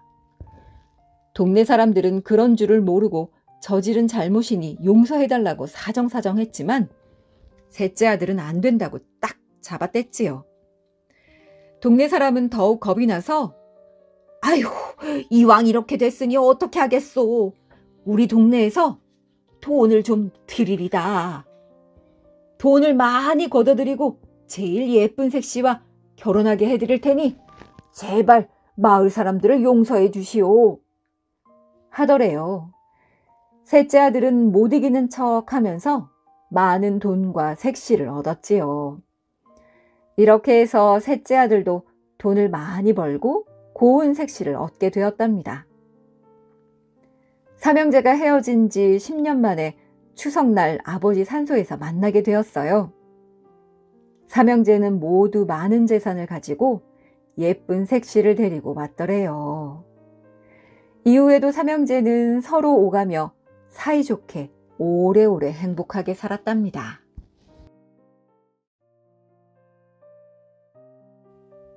시골 허풍선이와 서울 허풍선이. 옛날에 서울 허풍선이랑 시골 허풍선이가 살았습니다. 하루는 길을 가다가 두 사람이 만났지요. 먼저 서울 허풍선이가 허풍을 쳤어요. 옆에 있는 개울을 가리키면서 여보게, 나는 방금 저 개울 속에 들어갔다 왔다네. 개울 속에 용궁이 있는데 말이지. 용왕 아들 장가 보낸다고 기별이 왔지 뭔가. 그래서 내 거기 가서 잔치 잘 얻어먹고 오는 길이라네. 했지요. 그러니까 시골 허풍선이가 깜짝 놀라면서 그게 정말인가? 나도 가봐야겠군. 하더니 옷을 훌훌 벗고 다짜고짜 개울 속으로 들어갔지요. 풍덩 뛰어들어가더니 한참 뒤에야 나왔지요. 그리고 손에 떡을 하나 들고 나와서 한다는 말이 하하, 거참 잔치 잘하대. 생전 듣도 보도 못한 음식을 상다리가 휘어지게 차려놨던데 다 못 먹고 나왔지 말이야. 이건 내가 자네 주려고 들고 왔지. 하면서 떡을 건네주었어요. 서울 허풍선이가 그 이야기를 가만히 들어보니 참 헷갈렸어요. 저는 허풍을 치느라고 용궁이니 잔치니 했는데 진짜로 개울에 들어갔다가 떡까지 들고 나오니 얼마나 헷갈리겠어요. 아니, 정말로 용궁에서 잔치를 하나? 이런 생각이 들어서 서울 허풍선이는 저도 옷을 훌훌 벗고 개울 속에 들어가 보았어요.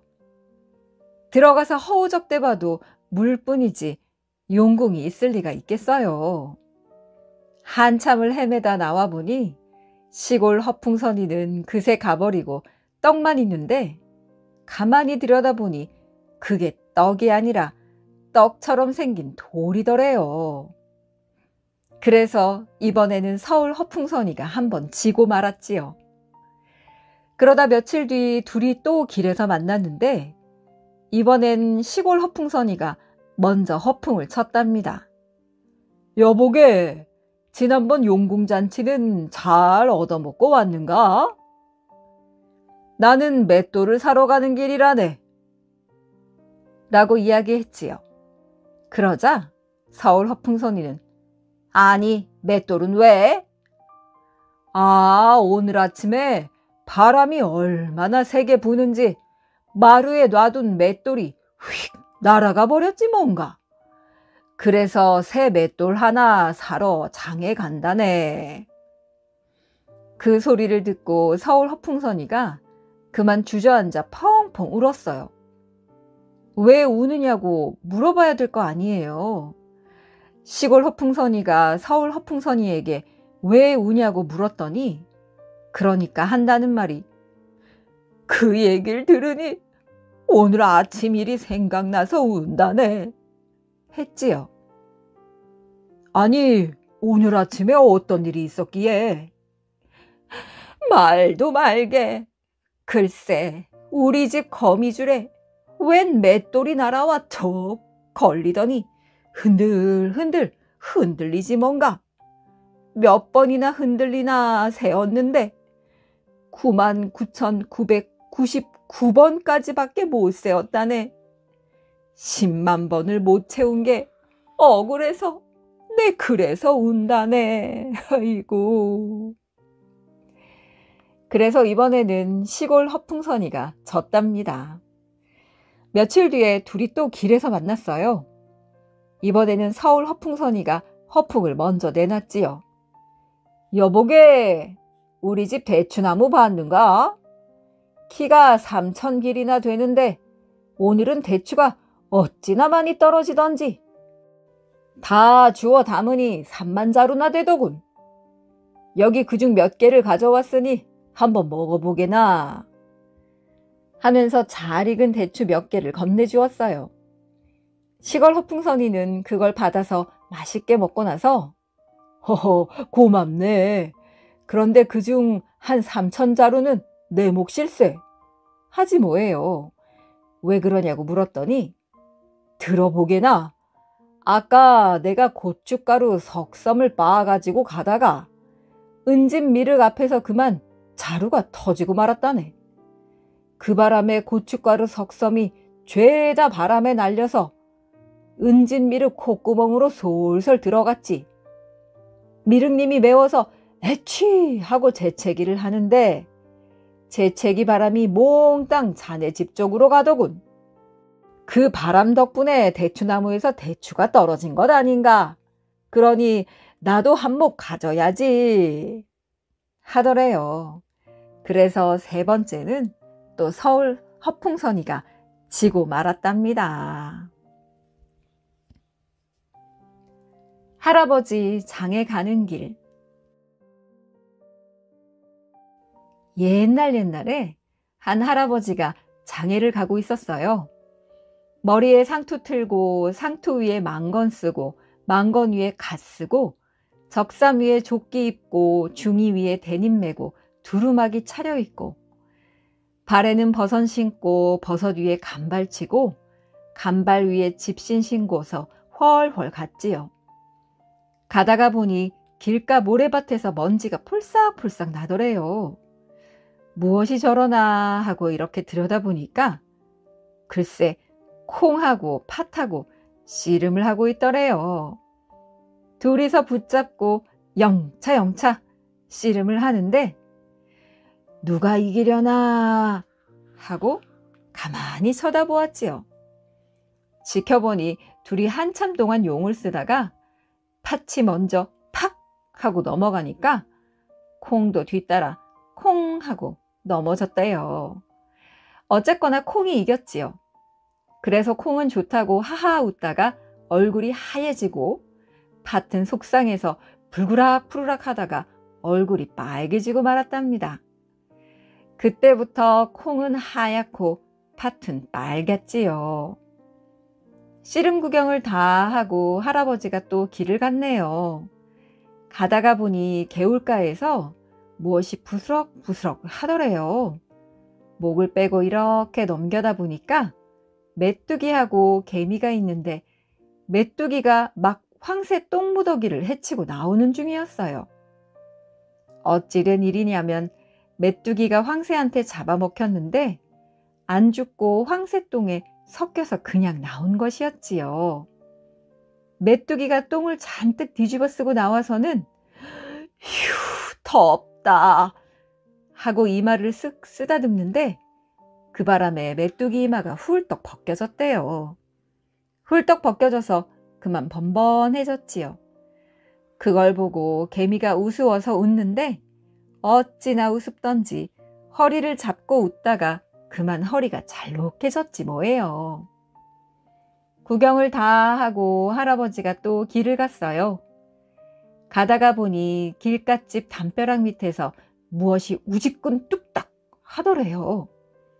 무슨 일이 났나 하고 이렇게 들여다보니까 빈대하고 이하고 벼룩이 싸움이 났어요. 무슨 일로 싸움이 났는지는 몰라도 셋이서 엉겨붙어 엎치락 뒤치락 하는 중이었지요. 어떻게 될꼬? 하고 가만히 지켜보았지요. 지켜보니 이라는 놈이 먼저 벼룩의 뺨을 찰싹 치더래요. 어찌나 세게 쳤던지 그 바람에 벼룩은 그만 볼이 납작해지고 주둥이가 뾰족하니 튀어나왔지요. 그 지경이 되고 보니 벼룩은 화가 났답니다. 화가 나서 모두거리로 이를 냅다 걷어찼어요. 힘껏 걷어차니까 이가 얻어맞고 그만 뒤로 벌렁 나자빠졌지요. 그 바람에 일한 놈 안가슴이 그만 새카맣게 멍들었답니다. 그걸 보고 빈대가 우습다고 깔깔깔 웃으니까 벼룩하고 이 둘이 둘 다 화가 났답니다. 그래서 두 놈이 한꺼번에 빈대한테 달려들어 꽉 눌렀어요. 누르니까 빈대가 그만 납작해지고 말았지요. 그래서 벼룩은 주둥이가 뾰족하니 튀어나오고 이는 안가슴이 새카맣게 멍들고 빈대는 몸통이 납작하게 됐어요. 그게 그때부터 그렇게 된 거래요. 싸움 구경 다 하고 할아버지는 또 갔지요. 드디어 장애를 다 가서 괴춤에 넣어 가지고 간 거짓부렁을 몽땅 꺼내 팔았어요.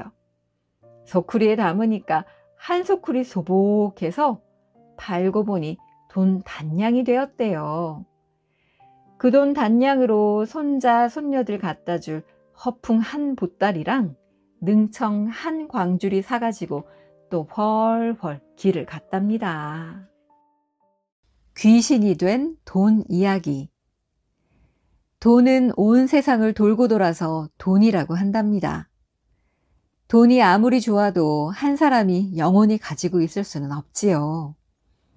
돈은 자꾸 돌아야지 한자리에 가만히 있으면 그 값어치가 없어진답니다. 그뿐인 줄 아나요?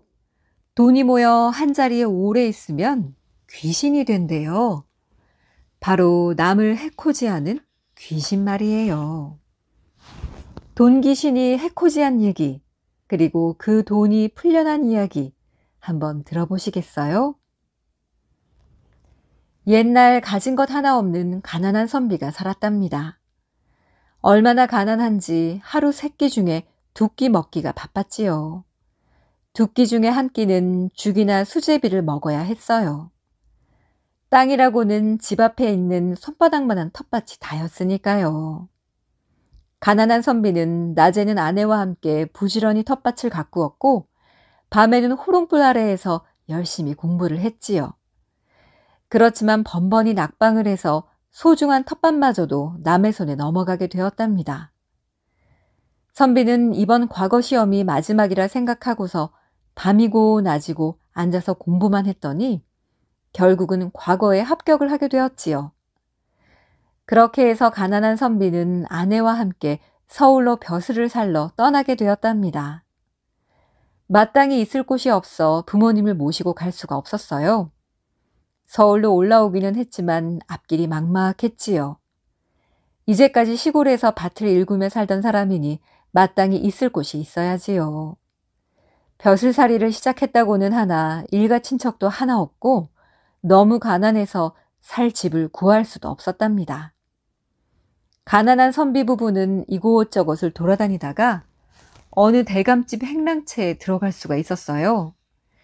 그 대신 선비가 관가로 나가면 아내는 대감집에서 빨래도 하고 부엌에서 허드렛 일도 했지요.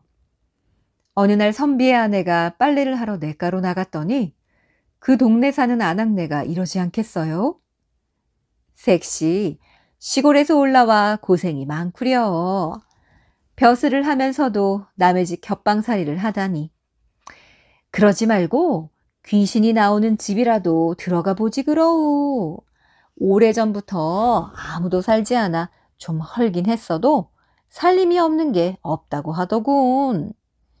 선비의 아내는 귀가 솔깃했어요. 귀신이 나오다니요? 그런 집이 어디에 있는데요? 종로 한복판에서 그리 멀지 않은 곳인데 얼마 전에 누가 살러 들어갔다가 무섭다고 그냥 나왔대요. 사실 귀신 나오는 것을 누가 본 것도 아니고 설사 귀신이 있다고 해도 마음 든든한 사람에게는 나타나지 못한다고 하잖소. 마음 단단히 먹고 한번 들어가 봐요. 남의 집 겹방살이보다야 낫지 뭘. 그날 저녁 선비의 아내는 남편에게 귀신이 나온다는 흉가 이야기를 했어요. 집이 종로 한복판에서 그리 멀지 않다니 당신 관가 다니기도 얼마나 좋아요.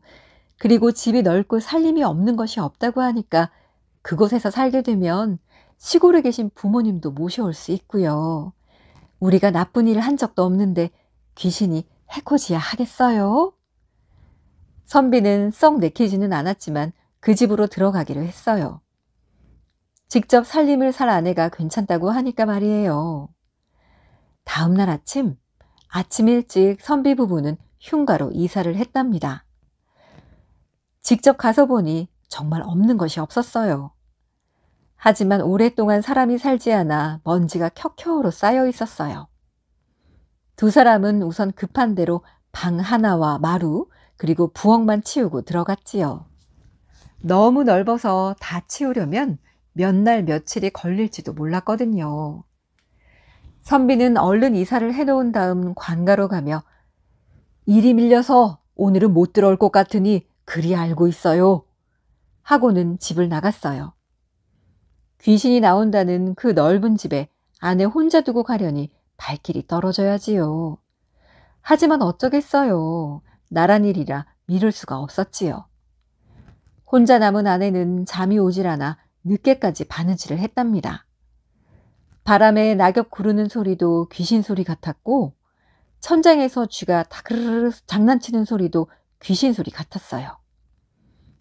무서운 생각이 들라치면 고향에 계신 시부모님을 생각하고 또 무서운 생각이 들라치면 잠도 못 자고 고생할 서방님을 생각했지요. 한참 그렇게 바느질을 하고 있는데 발자국 소리가 들리는 거였어요. 발자국 소리는 점점 가까워졌어요. 방에서 새어나가는 불빛을 따라오는 것이 분명했지요. 아내는 너무 무서워서 남편이 늘 베고 자던 목침을 옆에다 갖다 놓았어요. 누구든 들어오면 집어 던지려고 말이에요. 바로 그때 방문이 벌컥 열리며 몸집이 집통만한 큰 사내가 들어오더니 바느질하는 선비의 아내에게 너는 누구냐? 이 집 식구들은 다 떠난 줄 알았는데 하는 거였어요. 고개를 들어보니 그 사내 뒤에 수십 명쯤 되는 사람들이 허름한 밧줄에 묶인 채 서 있는 게 아니겠어요? 키도 생긴 모습도 모두 똑같았지요. 선비의 아내는 아무렇지도 않은 듯 다시 바느질을 하기 시작했어요. 귀신이니 모른 척하면 그냥 갈 거라고 생각했지요. 그랬더니 그 사내는 더 가까이 오더니 선비 아내의 얼굴을 들여다보며 도대체 너는 누구냐? 이 집은 우리 집인데 왜 남의 집에 허락도 없이 들어왔느냐? 하는 거였어요. 해서 선비의 아내는 옆에 놓아두었던 목침을 들어 사내의 이마를 냅다 내리쳤지요. 얼마나 세게 내리쳤는지 집통만한 사내가 뒤로 벌러덩 낮아빠졌어요. 그러자 선비의 아내는 크게 호통을 쳤지요. 도대체 뭐하는 놈이기에 이리 무례하냐? 아녀자 혼자 있는 방에 말도 없이 들어오다니. 집통만한 사내는 비실비실 일어나더니 우리는 이 집에 150년째 갇혀 살고 있소. 그래서 이 집 식구들을 5대에 걸쳐 한 대에 한 명씩 잡아갔더니 모두 떠난 것이오. 그런데 오늘 안방에서 불빛이 새어나오기에 이 집 식구들이 다시 돌아왔나 하고 들어와 본 것이오. 이렇게 이야기하며 도로 나가더래요. 허름한 밧줄에 묶인 사람들도 모두 함께 말이에요. 선비의 아내는 그들이 모두 어디로 가는지 문틈으로 살짝 내다보았지요. 다음 날 남편이 돌아오자 아내는 간밤에 있었던 일을 모두 이야기했어요. 그러고 나서 그 사람인지 귀신인지 모를 자가 사랑으로 들어가서 나오지 않았으니 분명 거기 있을 거예요. 그리고 허름한 밧줄에 묶인 사람들은 뒷곁 광으로 모두 사라졌어요. 여보, 나하고 같이 가서 혼을 내줍시다. 라고 하는 거였어요. 하지만 선비는 가보고 싶지 않았어요. 보나마나 귀신인데 귀신을 일부러 찾아가고 싶지는 않았거든요. 여보, 그만둡시다. 어젯밤 당신한테 그렇게 혼이 났는데 또 오기야 하겠소? 선비는 자꾸 목소리가 떨렸지요. 하지만 아내는 아니에요. 어젯밤 무례한 짓을 한 걸 보면 오늘 밤에 또 오고도 남아요. 귀신이면 이렇게 환한 대낮에 힘을 쓰겠어요? 또 만에 하나 사람이면 다시는 무례한 행동을 못하게 혼을 내줘야 해요. 이러면서 선비를 끌고 사랑으로 나갔어요. 선비와 아내는 사랑집 문을 활짝 열고 방 안을 살펴보았지요. 그런데 방 안에는 아무것도 없고 먼지만 수북하게 쌓여 있는 거였어요. 어젯밤에 사람이 이리로 들어갔다면 흔적이 있어야 할 텐데 말이에요. 사람이 들고 난 흔적은 아무데도 없었어요. 어제 그놈은 귀신이 분명하오. 만약 사람이라면 방바닥에 먼지가 저렇게 쌓였는데 발자국이 없겠소? 그만 갑시다. 귀신을 만나 뭘 어쩌겠다는 거요. 그런데 그때 방구석에 빨간 보자기로 꽁꽁 쌓아놓은 것이 눈에 띄었어요. 여보, 저게 뭘까요? 뭐긴 뭐겠소. 책보따리겠지. 책 같지는 않아요. 들어가서 한번 끌러봅시다. 두 사람은 들어가서 보자기를 풀었지요. 그런데 얼마나 오래되었는지 천이 삭아서 손을 대기가 무섭게 설설 찢어졌어요. 보자기로 쌓여있던 것은 오칠을 한 단단한 금괴였어요. 금괴를 열어보니 그 안에는 금돈이 하나 가득 들어있는 거였어요. 선비와 아내는 그제야 어젯밤에 나타났던 귀신이 돈 귀신이었다는 것을 알았지요. 돈을 오랫동안 쓰지 않고 쌓아두면 귀신이 된다는 얘기를 들었던 기억이 났거든요. 그렇다면 뒷격과 광에도 돈이 있겠다 싶었지요. 허름한 밧줄로 묶인 사람들이 그쪽으로 사라졌으니까 말이에요. 그래서 선비와 아내는 광으로 가보았어요. 광에는 크고 작은 항아리들이 수십 개 있었는데 그 중에 한 항아리를 여니 엽전 꾸러미가 한가득 쌓여 있었어요. 뒷곁 굴뚝 옆에도 이런 항아리가 2개나 있었지요. 아하, 엽전은 꾸러미로 엮여져 있어서 허름한 밧줄에 묶인 사람으로 보였구나. 선비의 아내는 그제야 모든 의문이 풀렸지요. 두 사람은 그 돈을 꺼내어 어려운 가운데서도 자기들을 잘 돌봐준 대감댁 머슴과 하인들에게 모두 나누어 주었어요. 돈 귀신은 꽁꽁 쌓아두었던 돈을 다 쓰면 사라질 테니까요. 그 후 선비와 아내는 안심하고 그 큰 집에서 잘 살게 되었답니다. 집도 깨끗이 치우고 망가진 곳은 잘 고쳐서 말이에요. 그 후 선비는 점점 벼슬이 올라갔고 시골에 계신 부모님도 모시고 와서 오래오래 잘 살았답니다.